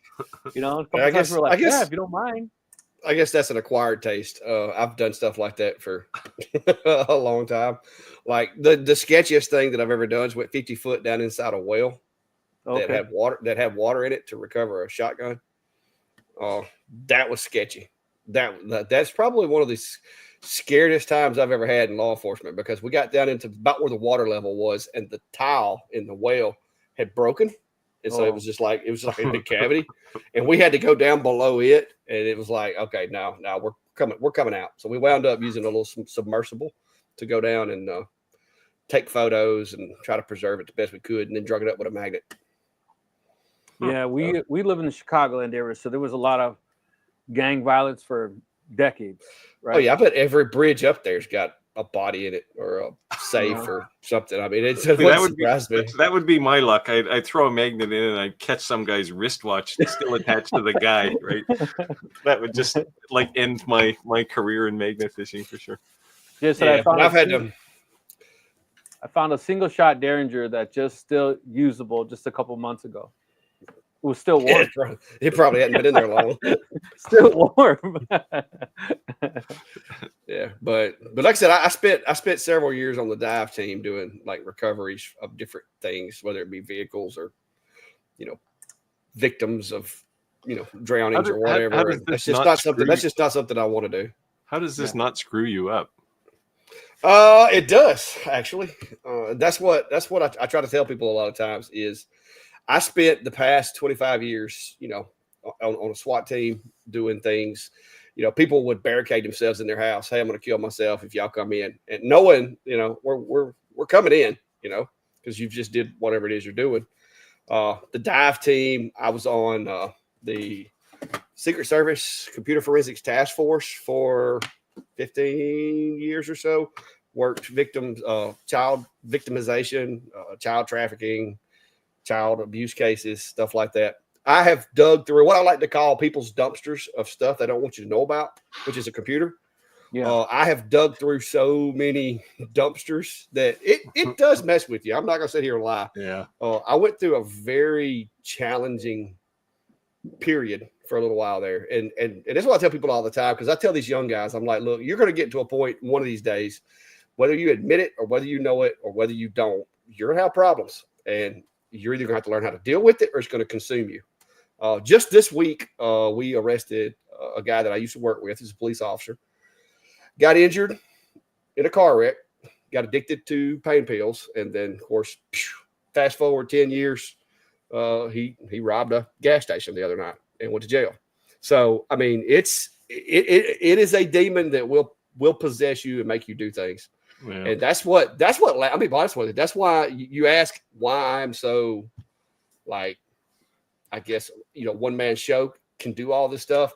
Part of it is that for so long, my mind, idle hands is the devil's playground is true. As long as I'm creating things, as long as I'm making things, as long as I'm doing stuff, it powers me up. It's like I don't know if y'all have ever played like video games, but it's like a power up, to where it's like, okay, I can continue to go. But yeah, I went through a period. There was a period of of trying to figure out exactly what's going on. I had cut some kids a break in a vehicle one night. They were under the influence, and of course, it was not a very well-to-do family. And I probably should have taken the kids to jail, but I knew that if I took those kids to jail, they weren't going to have any groceries or lights or anything for a few weeks, because mom and dad were not very affluent, and they were going to have to come pay fines to get these kids, taken care of. And so I chose, the parents got there. They were the disciplinarian type. And I'm like, okay, well, these parents are doing the right thing. I'm going to let them handle it. I'm not taking these kids to jail. Mom and dad, y'all got this. Well, about a week later, I drive up on their vehicle, and those three kids are torn to bits. And that was kind of the straw that broke the camel's back, because up to that point, I was kind of juggling it. But then it just hit me. Like, it was like you backed a dump truck up and just said, yeah. And I didn't realize it at the time until my personal life started falling apart. And you find yourself on your knees praying, just saying, take it from here. I'm done. I have messed up everything I have ever touched. I have ruined it. I'm done. Just take it. And since that day, my wife considers me to be a feather on the breeze, because I don't. I just go with the punches. Wow. I'm glad I was an engineer. Yeah, luckily, you know, I haven't always been. I guess when I was younger, I was in the church a lot, but I didn't pay a whole lot of attention until like that day when when you've just destroyed your life, and it's like I have just sank everything I've worked for, and so that was the point where everything turned around, and then I found out that creativity cured. Yeah, it's a good outlet. So. Jay said she found in 4 years she found 17 guns under the same exact bridge. So that's pretty crazy. That's what I'm telling you. She is like, that doesn't surprise me. Here, this will make you feel better. Jay don't play Paddles said handcuffed paddles and handcuffed. You're her kind of guy.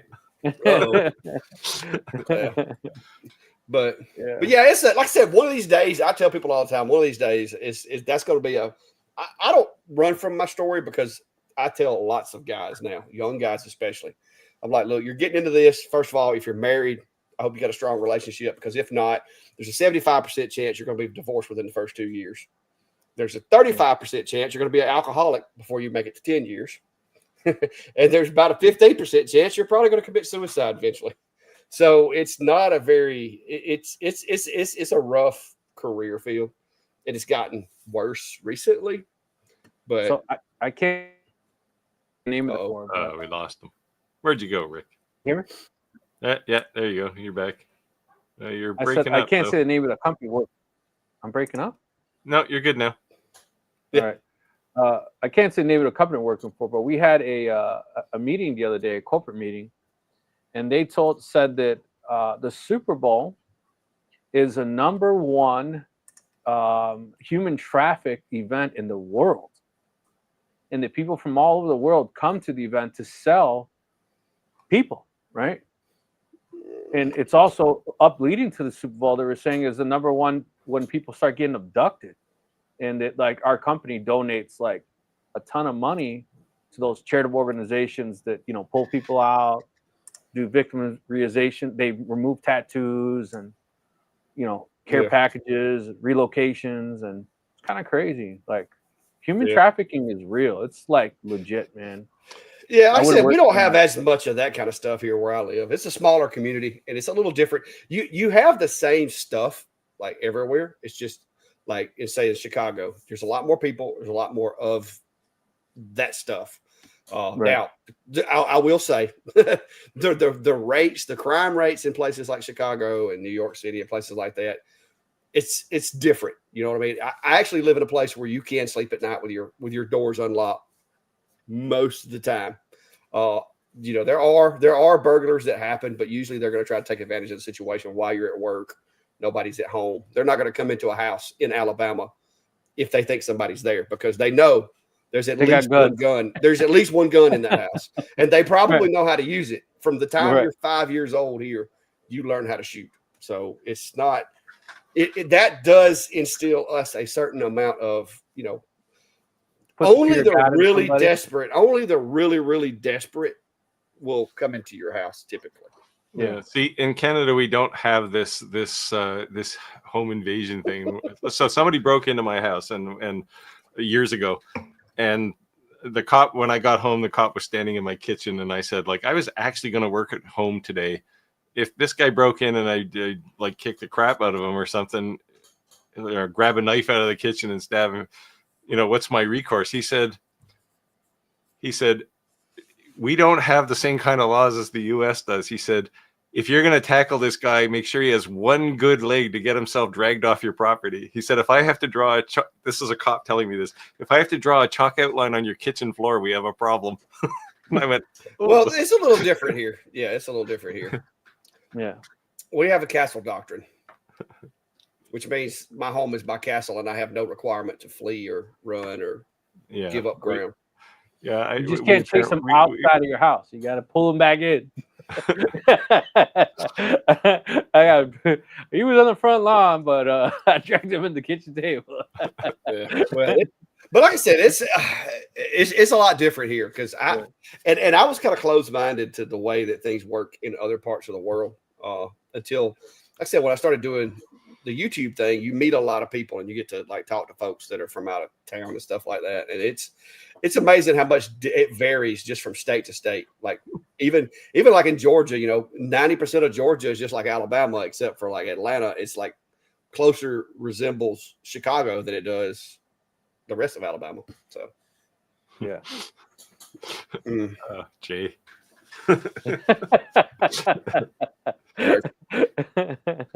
Okay, enough gloom. People must have some laser CNC questions here. I've been kind of watching. I haven't seen a whole lot. Sometimes we go on these. We drift off sometimes, and yeah. So we always say that what's crazy is that when our live was on Friday, it's definitely grown to change from Friday to Wednesday. It was different on Fridays, wasn't bad in the winter, but in the summer, people are like, bro, it's Friday, I'm going to go out. In summer, you're kind of a homebody. To the lake, yeah. You're kind of a homebody. In the wintertime, you're kind of a homebody, but in the summertime, you're going to go out. But on Wednesday, it's been consistent that, it's, I don't know why I keep putting not everyone's always asking questions. Sometimes it's coming to shoot the shit. There's been a ton of people that say like, this live is just like a decompression for me. Stress from work, blah, blah, blah. And they just finally just come into, even if they don't have questions, they still join. Well, and I'm going to be honest with you. That's one of the things that when I first started doing the YouTube thing, I was just kind of like, whatever. I mean, I was making videos just trying to help people out and trying to answer questions because I grew up in a garage. My dad was a mechanic. I'm fairly mechanically inclined. I don't know why that keeps doing that.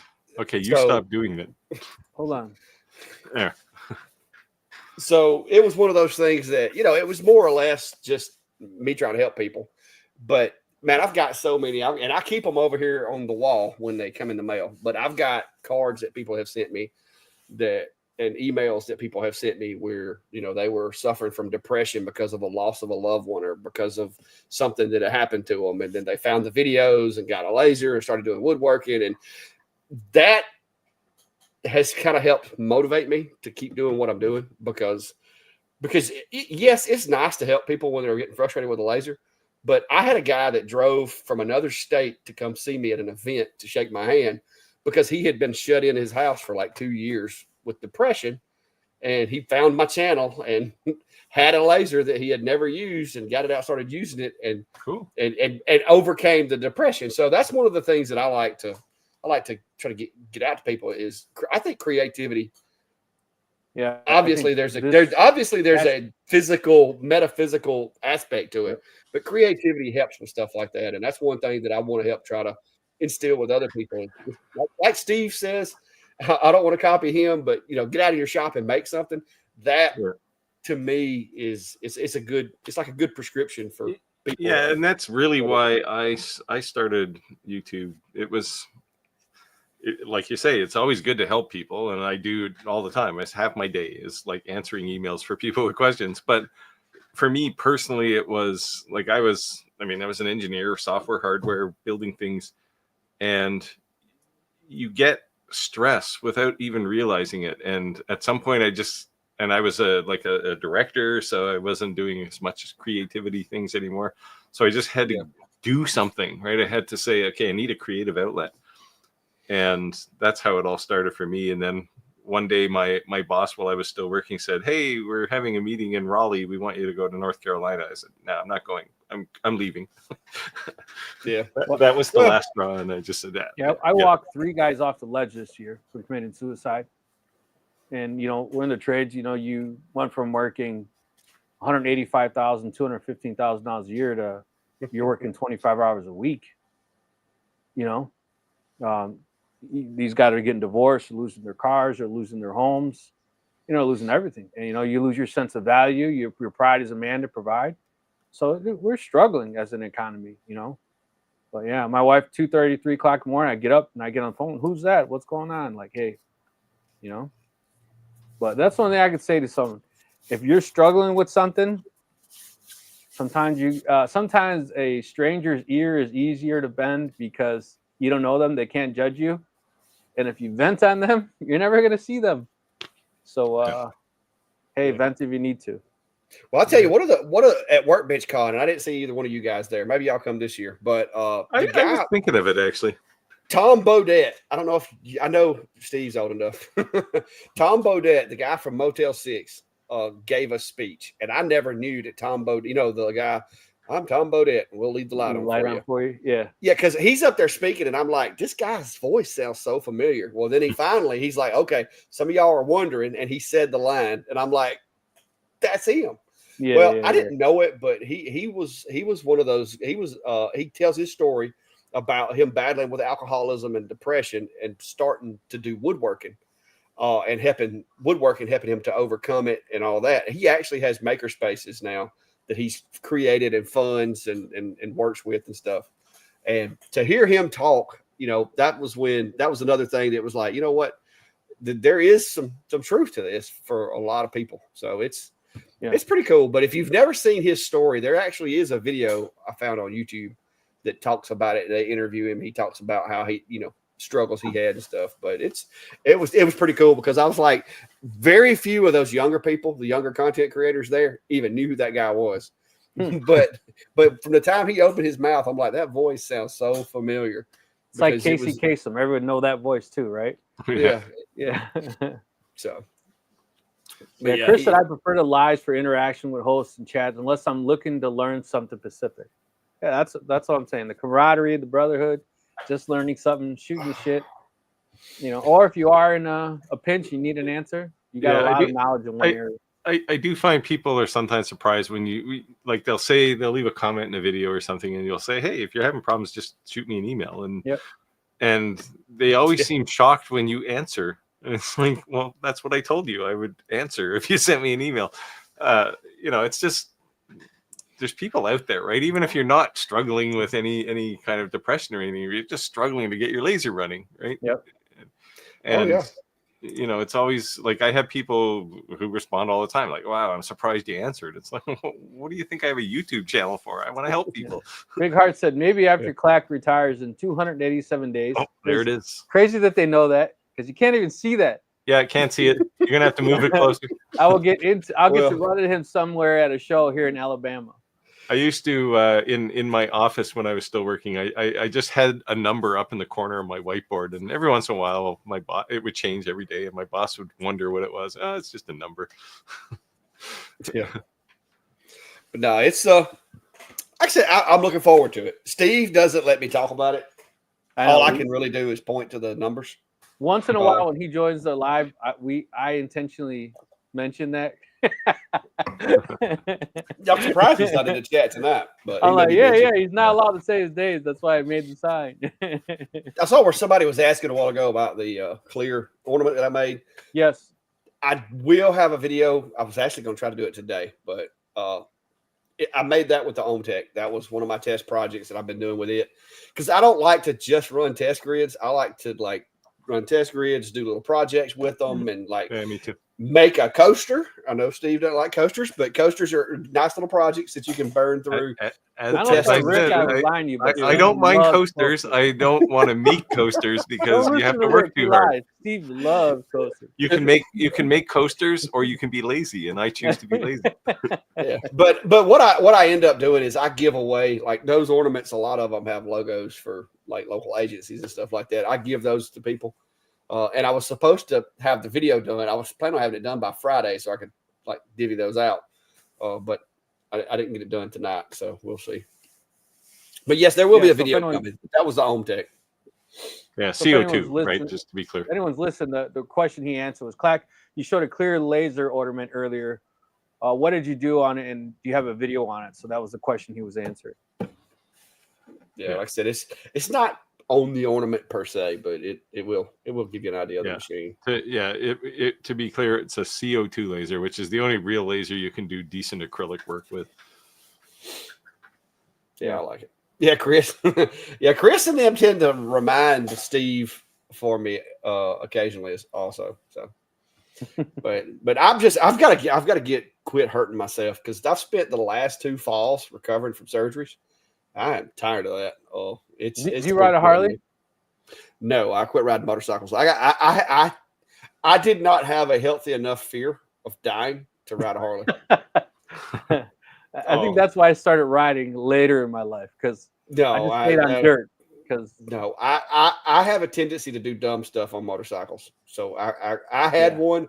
I've had a motorcycle most of my life, but when I got kids, there were a couple of times that, you know, I got a little brave and things almost went bad for me. And I realized, you know what?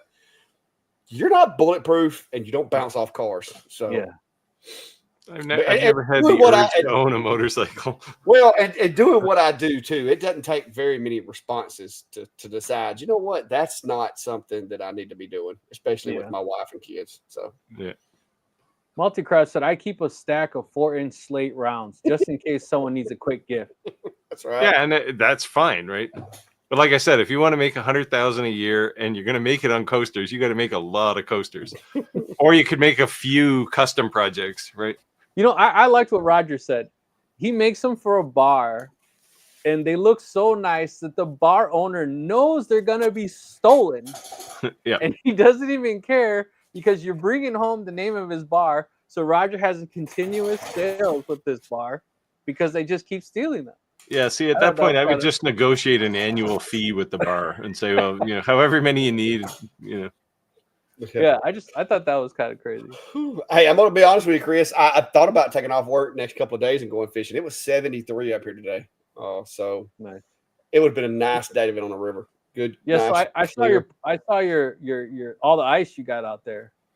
Oh yeah. Yeah, it was a doozy. Steve's always bragging about how much ice he's got. Did you see that, Steve? No. He had 4-inch stick of ice on his windshield. Wow. It was three-quarters of an inch of ice. Yeah. I was trying to exaggerate even more. That's all. See, and I know I live in Canada, but I still haven't had snow. It was although we're supposed to get a foot of snow on Saturday. It was ice cubes. It was all started because Steve was talking about how much ice he had on the windshield of his car and making fun of me for having frost. And so I had to play back a little joke on him, and it was pretty funny. A lot of people found humor in it, I think. I was laughing. Yeah. Just like did you see my poor Chinese dubbed video? I say poor because that's what it looked like. I don't guess I saw that one. When did you drop it? It was a TikTok video, wasn't it? Oh no, I don't do a lot on TikTok. I ended up later posting it on YouTube, but it was like a very poor dubbed audio. The lips he did some really bad lip syncing. Yeah. But it was intentional because I wasn't trying to actually look like I was stealing the guy's audio. Like those 1970s kung fu movies. Yeah. It got 2.2 million views, so hey, I did something right. I watched a couple of my videos the other day in Spanish. That was fun. Because they started doing that dubbing now. Oh yeah. Hi Jay. Thanks for stopping. Oh yeah, mine got turned on too. I've been meaning to go and watch myself speak like Gaelic or something, whatever's out there. Well, they have limited languages on mine. It had French, Italian, I think it was. Yeah, I'm in the same boat. There's like 6 or 8 of them. Yeah. So I think I've kind of told you guys before, I'm like on the YouTube advisory board. So just know in 2025, there's going to be some real cool new stuff coming out. So I get paid and I get to influence new things that come out and test new things. So it's like a double cool. But yeah, AI things are going to be they're going to do the deep fake voice, right? So it will actually be me speaking German. Yeah. It's crazy. Pretty cool. I think the biggest concern was everyone concerned about AI, like how do they still think of AI as like the big brother kind of thing? And I think nowadays, if you use electronics, unless you live like in a log cabin in Canada and you're off grid, like everywhere you go, Big Brother is watching. I mean, like you're on a phone, there's cameras everywhere. I mean, we're at that point in technology. Bad news. Even in Canada, in the backwoods, we have cameras everywhere. So yeah, but they're like stuck to a tree for like for deer. we do have fairly rigorous privacy laws here, though, and I know Americans like to think they have privacy, but I once had a boss I mentioned Austin. I had a boss in Austin, and I told her that I wanted to get one of my guys promoted. I wanted to give him a raise and get him promoted, and she said, "Well, what's his salary?" I said, "I can't tell you." And she said, well, I couldn't even tell her what band he was in and what band I wanted him to go to. She said, well, how am I going to do this? I said, I can't help it. This is privacy. I can't share this information across an international border. And she was quite frustrated with that. But yeah, we're I'd say passively neurotic about privacy. Yeah, my work's like that too. Transmission guys not allowed to talk to distribution guys, and this person can't. It's like make us take out because state and federal laws. And yeah, Kathy said we're expecting warmer weather than usual. Temps for Christmas in Northern Indiana. No white Christmas. Yeah. Yeah, I normally get a green Christmas where I live, but this year it's definitely going to be white because it's going to snow a foot and then it's going to get cold. All right, Paul. Thanks for joining the live. I know it's late where you're at, so thanks, Paul. Have a good night. Merry Christmas. Have a good sleep. Merry Christmas. And he's going to set his alarm for about 10 minutes from now. Clack, we have a lot of people that join us. It's like 2:30, 3 o'clock in the morning when they join us third time internationally. Oh yeah, that's like Chris. He's over there drinking his coffee. Yeah. Any drone sites where you all are at? Drone sites. the big all the drones flying around in New Jersey and a couple of other places. So I thought it was like a U. It was kind of like from Colorado to New Jersey, right? All the southern states. There wasn't anything really in northern. What's the deal with you guys and drones? They say supposedly they don't know who it is. They're trying to say it's China. Yeah, I'm gonna be honest with you. If you look up at any given time in the past 10 years, there's stuff everywhere. Yeah, I think a lot of it is the media is covering it so heavily that there's so many more people watching and seeing things. Yeah. That I mean, because I could perimeter alert driveway. I could run right. I could actually. No, there's no running here, bro. I could actually. I was telling them, not you. I could set up I could send out a post right now saying that I was chasing a guy through the middle of town wearing a pink shirt and purple pants. And before I could get that post posted, there'd be 10 people spotted him that saw him running through the middle of town. And it'd be a total falsehood. So, in my experience, I think a lot of it are going to be misidentifications. I'm not saying there's probably not a couple of them that are performing, normal business, but I think a lot of it's just misidentification. It's probably one news outlet reporting on some other news outlet's drone. Yeah, I mean, because you got to think, because like we use them, like when we do details, we have like surveillance or we have missing persons or whatever. We use them. A lot of companies now are using them to do like let's say if you own a 10,000 square foot warehouse that's refrigerated, and let's say you want periodically to check your building to make sure that it's not leaking, that cool air because it's going to use more electricity, blah blah blah. Well, the perfect way to do it is a drone at night with a FLIR because you'll see those cold spots or hot spots or whatever the case may be. So, I mean, there's a lot of that goes on. I've had my pilot's license for drones since they came out with them. The commercial license. Yep. Yeah, I've got my Part 107. I've took the test. I keep my test up. Like I got my little card in my wallet. Nice. And it's I mean, even where I live, there's a lot of them, especially if there's an event nearby. You're going to see them. I've been guilty of all of them aren't necessarily approved, but come on in. I've been guilty of raising, and it gives you that error message like FAA laws, how high you are because planes, and I'm just like, boom! I went so high that I couldn't hear my drone anymore, and I just spun around for a couple minutes, and I came down, and I was like, this is nuts. So I saw my whole town. Yeah. It was insane. You try to sneak up on me? I like Chris's Christmas comment here. The coolest Christmas in a decade. It's going to be only 104 degrees Fahrenheit. And then who was it? Kathleen asked where he is.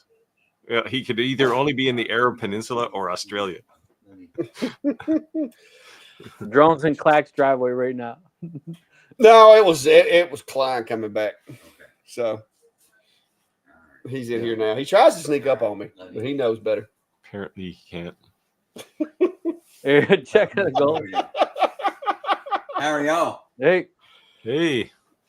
He's come back to get his project. But Chris, this seems to be an abuse of a drone. You fly it up to your roof to look at your solar panels and your gutters. And then there's a lot of they're clean. Put it back down for 6 months. insurance companies will actually, especially if there's like a hailstorm comes through the area. Yep. That was one of the things is they use them to do like roof inspections and stuff on houses. Take pictures because is he going to serenade Steve? Have somebody go up there. What's that?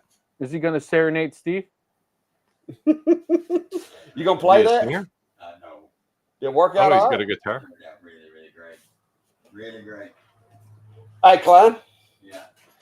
Is that a guitar you just whipped off this afternoon, Clay? Oh, we had to engrave it. Klein, let me ask you. Grab your seat. Yeah. There you go. See, Chris. I can't hear them. Can they hear me? Yeah, they can hear you. Yeah, we can hear you. All right. So if Clack tells you engraving something is not a good idea, what do you do? Well, prior to today, I was like, "Oh, I'll try it." But after today, I think I'm going to be like, "Yeah, I don't need to do that." It's some of that stuff. It's some of that stuff you don't do. We learned a lesson today. I've had to fix his mistake. It happens. What's that say? You going to learn today? Chris says, "Good day, Klein." Hey, buddy, how you doing? I might be able to turn this off without it feeding back. Hang on. All right. Let me see if I can take these off. Just to kind of. Can y'all? Yeah, we can still hear you. All right, cool. Let me put these kind up. of defend myself. Oh, here he is. Here comes the excuses. Here's the defense. All right, she just wanted her name on there, or one of the kids' name on there. So I'm looking at it and I'm like, that looks like wood. I look at the inside. The inside is wood. So I'm thinking, it's when you think about a guitar, you think about wood. It's veneer. But it's not. It's got a plastic coating over it. It's got a plastic veneer over the top of the wood. And when you put it under the laser, it explodes. And he wanted to try the F1 Ultra on the blue diode to do it, and that plastic got hot and went off like a firecracker. Yeah. Hey, Roger, how's your wife doing, brother? This is where an Omni 1 will be beneficial because it doesn't get as hot, right? Well, and I almost talked him into doing it with the Omni because I just got it out of the box, but he was in a hurry. But we wound up coming up with a fix for it. Yeah. Did you show him? You didn't show him the fix, did you? How's your wife doing, Roger? Well, she's in the hospital. She had her right lung collapsed when she moved a chair in the dining room, just a simple chair, and all of a sudden had severe chest pain and couldn't breathe. And up to the ER, and I've just got home here. She's going to have surgery Friday morning. Oh, whoa! And I'm a nervous wreck. Let's put it that way. Well, we've been praying for you, Roger. So we asked everyone in the live to appreciate that. Yeah. They expect her to make a full recovery and everything, but there won't be any traveling for at least 2 months. So that means our next 2 Mexico trips are canceled. And I'm going to take it in the shorts on one of them because the reservation is not refundable this close now for one of them. Yeah, it's been a tough day. Yeah. Let's go to Home Depot, get some playground sand and pour it down in your living room floor and pretend you're in Mexico. Yeah. Well, you could see maybe if it's transferable, maybe you could sell the trip. Yeah, and I had some I was going to give Rick a hard time about. That was a birdhouse. Oh, yeah? I had to set up in the studio. I'm in my living room right now. Okay. But I had to set up in the studio because I sell these bluebird houses every now and then. And somebody wanted to buy 50 of them. Oh.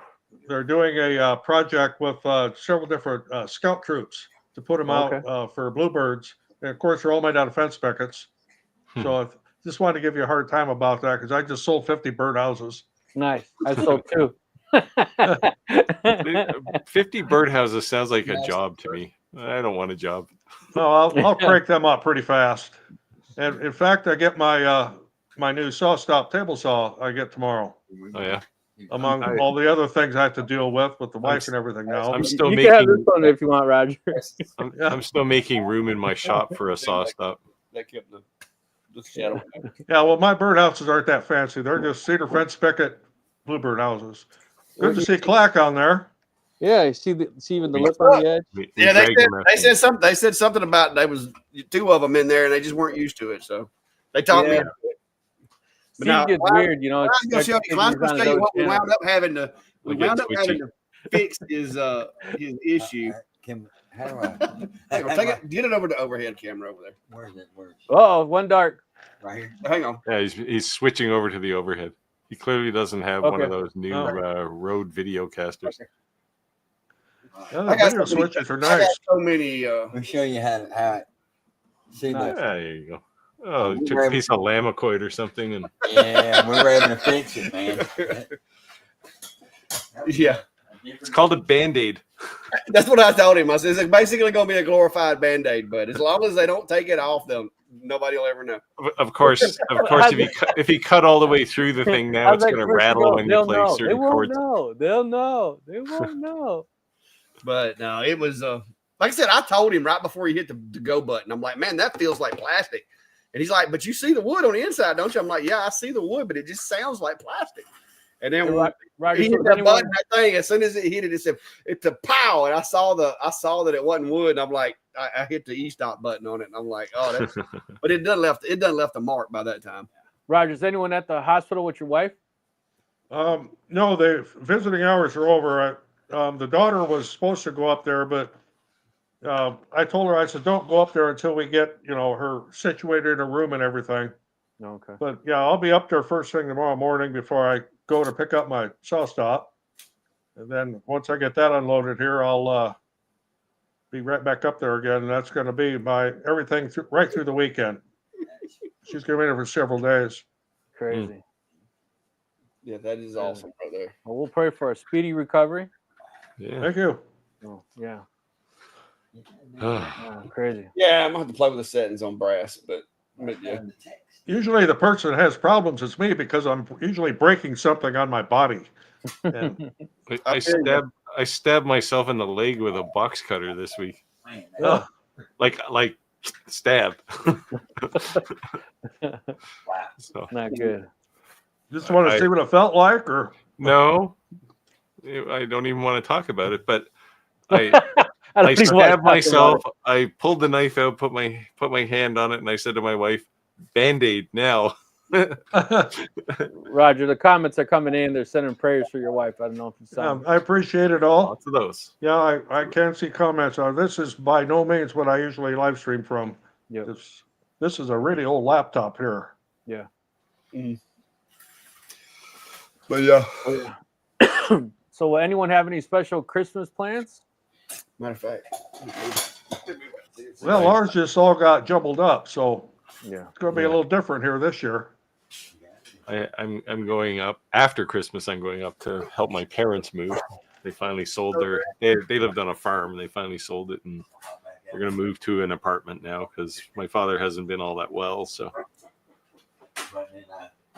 Yeah. So I'm staying home for Christmas, but I'll be in Mexico the week after Christmas. So You're going to live stream from down there, aren't you? no, because we're not. We skipped Christmas and the week after. yeah, well, Christmas Day and New Year's okay, Day was yeah. when our streams were going to be, Yeah, those wouldn't work out. and Yeah, then so- I'm gone the following one because I'll be at my parents' place. So have you all brushed up on your Spanish now? Yeah. Didn't We're you going to already know Cancun. Spanish? We're going to Cancun. They speak English better in Cancun than they do in Chicago. So, if our trip hadn't got canceled because of my wife's problem, we would have been very close to each other Oh, at the same time. yeah. Because Playa del Carmen is not that far from Cancun. Yeah. You could have come down and hung out at the pool and had a few drinks, but Yeah. things got screwed up here. So Yeah. What are you going to do? No, rain check on that one. Our government has dropped all kinds of travel cautions to go into Mexico right now. So Well, Roger's part-time Mexican, so he's got an exception. yeah, where we go, there's not really any kind of crime problem in Playa del Carmen. It's very, very heavily patrolled, and they do the same thing around Cancun because that's their livelihood is tourism, and they can't be having drug cartels and crap Yeah, like but that going on. Acapulco was the same way, and look at it now. It's a crazy place. Well, I used to go to Puerto Vallarta, but then one of the heads of the cartel's sons was hanging out there, and they were shooting up every place he went. But they finally got him, so that's over. But it was like 2-3 years that it was pretty risky business. Back in the late 70s, I used to go down to Tijuana. Mostly to see the goat show. I've been to Tijuana. Yeah, that's different down there. Yeah, that's a nice way of saying it. Yeah. It's different down there. I didn't go to Tijuana alone. I went with a whole bunch of guys who were much bigger and nastier than I am. Yes, I did. Yeah, I didn't do it alone. Yeah. Well, guys, looks like we just hit time at 8:30. So I'm not sure we accomplished much tonight. Yeah, today was definitely a shoot the shit day. We did answer a couple Christmas, questions, right? But it's a happy hump day. So for those who don't know, we will not be our lives land on like Christmas and New Year's. So the next 2 weeks we won't be live, but you'll see us in 3 weeks. So if we don't talk to you, Merry Christmas. God bless you and your family. You guys want to say anything on the closeout? Well, happy holidays. Merry Christmas to everybody. Happy holidays, everybody. Hopefully everybody has a safe season. Well, my thing is going to be don't forget about Sunday. We're going to be giving away almost $4,000 worth of stuff. So it's going to be a fun live Sunday if folks aren't familiar. I think a lot of the guys in here are familiar with our show. I know I've seen Had Enough over there talking about Klein scoping out his next laser, but yeah, we'll be live Sunday night, Steve and I, and we've got quite a list of stuff that the companies are helping us support this giveaway. Nice. And we're going to be doing that. So, and there's information on it on either mine or Steve's channel or Facebook's or whatever. If you're not familiar, you can go check us out. Yeah, there you go. Check out Clax Live this Sunday for some free giveaways.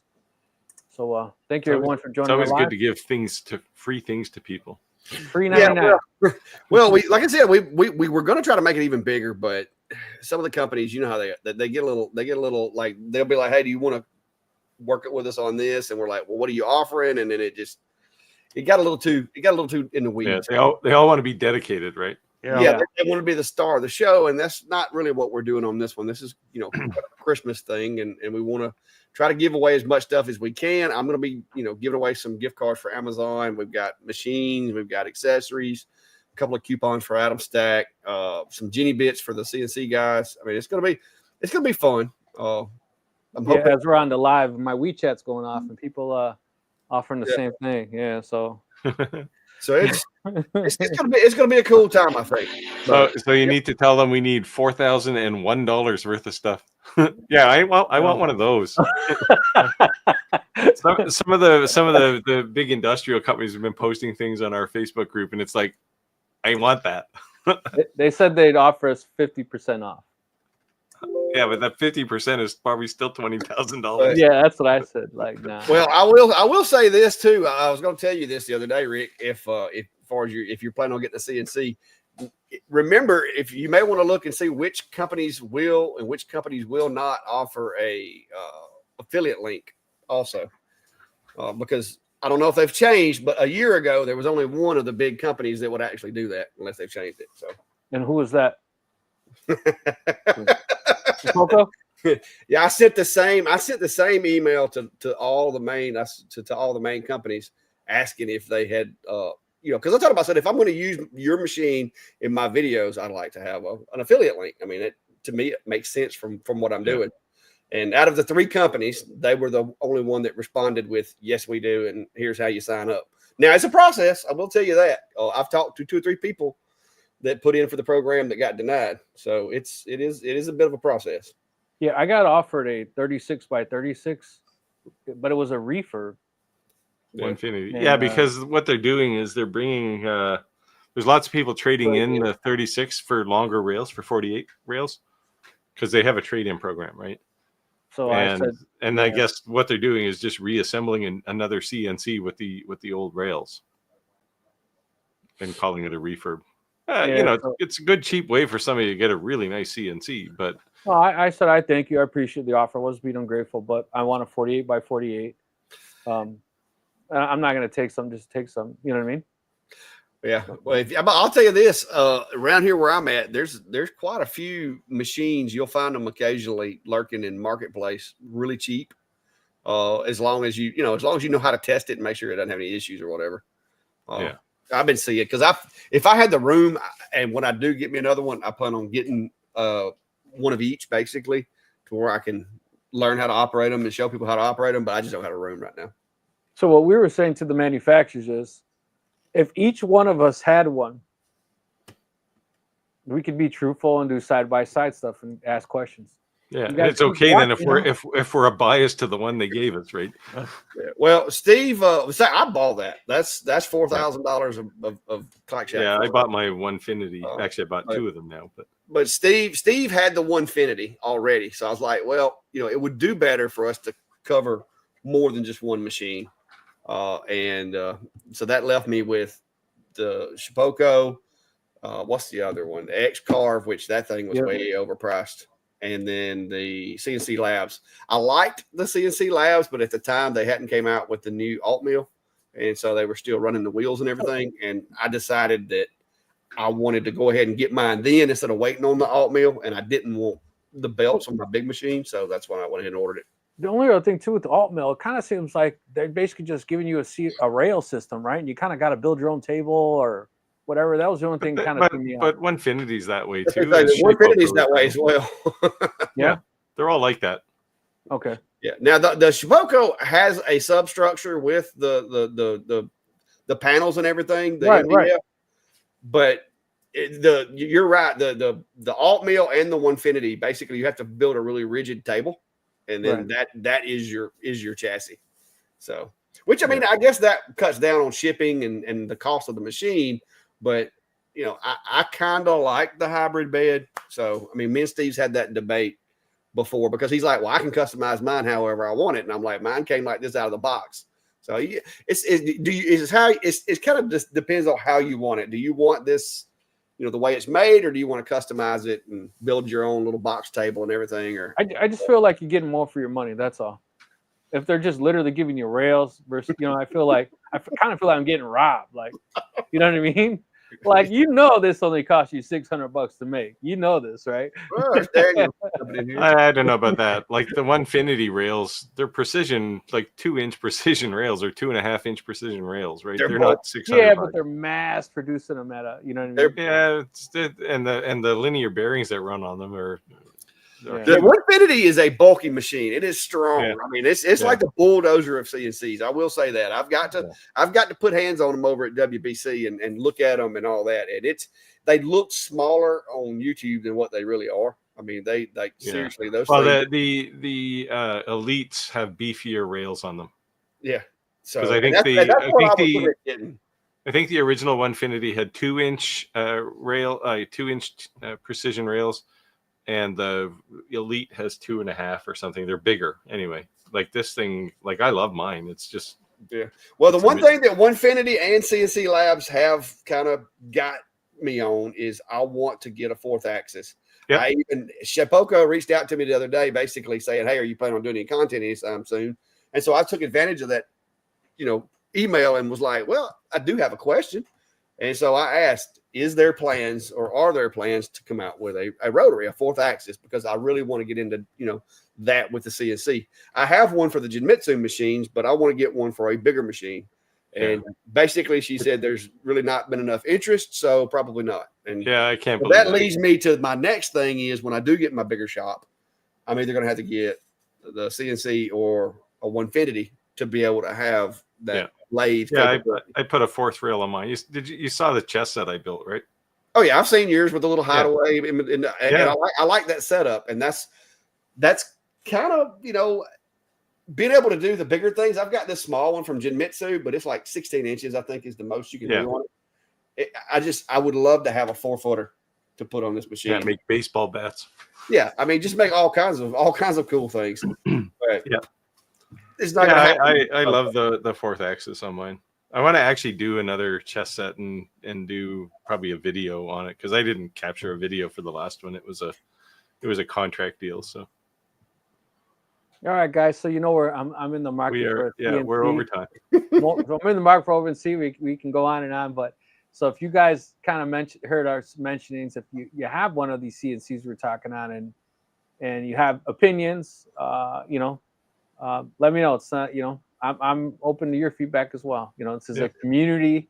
So Tell Rick which CNC to buy. There you go. Just get a CNC to get started. Yeah. Well, you got I have one, the right? little 2 trees that you keep making fun of me about, but yeah. Not a 2 tree. That's a good learning machine. I've got the little Lunyi or whatever over here. It works fine for. Yeah. You have the TTC 450. Yeah. Yeah, that's a good starter. If you got the 500-watt spindle, if you got the DC motor, I got the spindle.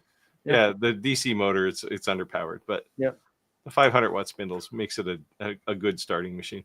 But I got to run. I got a call here, and it's an important one. So we'll see y'all in a few weeks. I got to go to sleep. Thanks, guys. Thanks for joining, Clark. Yeah, yes, thanks. Y'all be good. All right. Ciao, guys.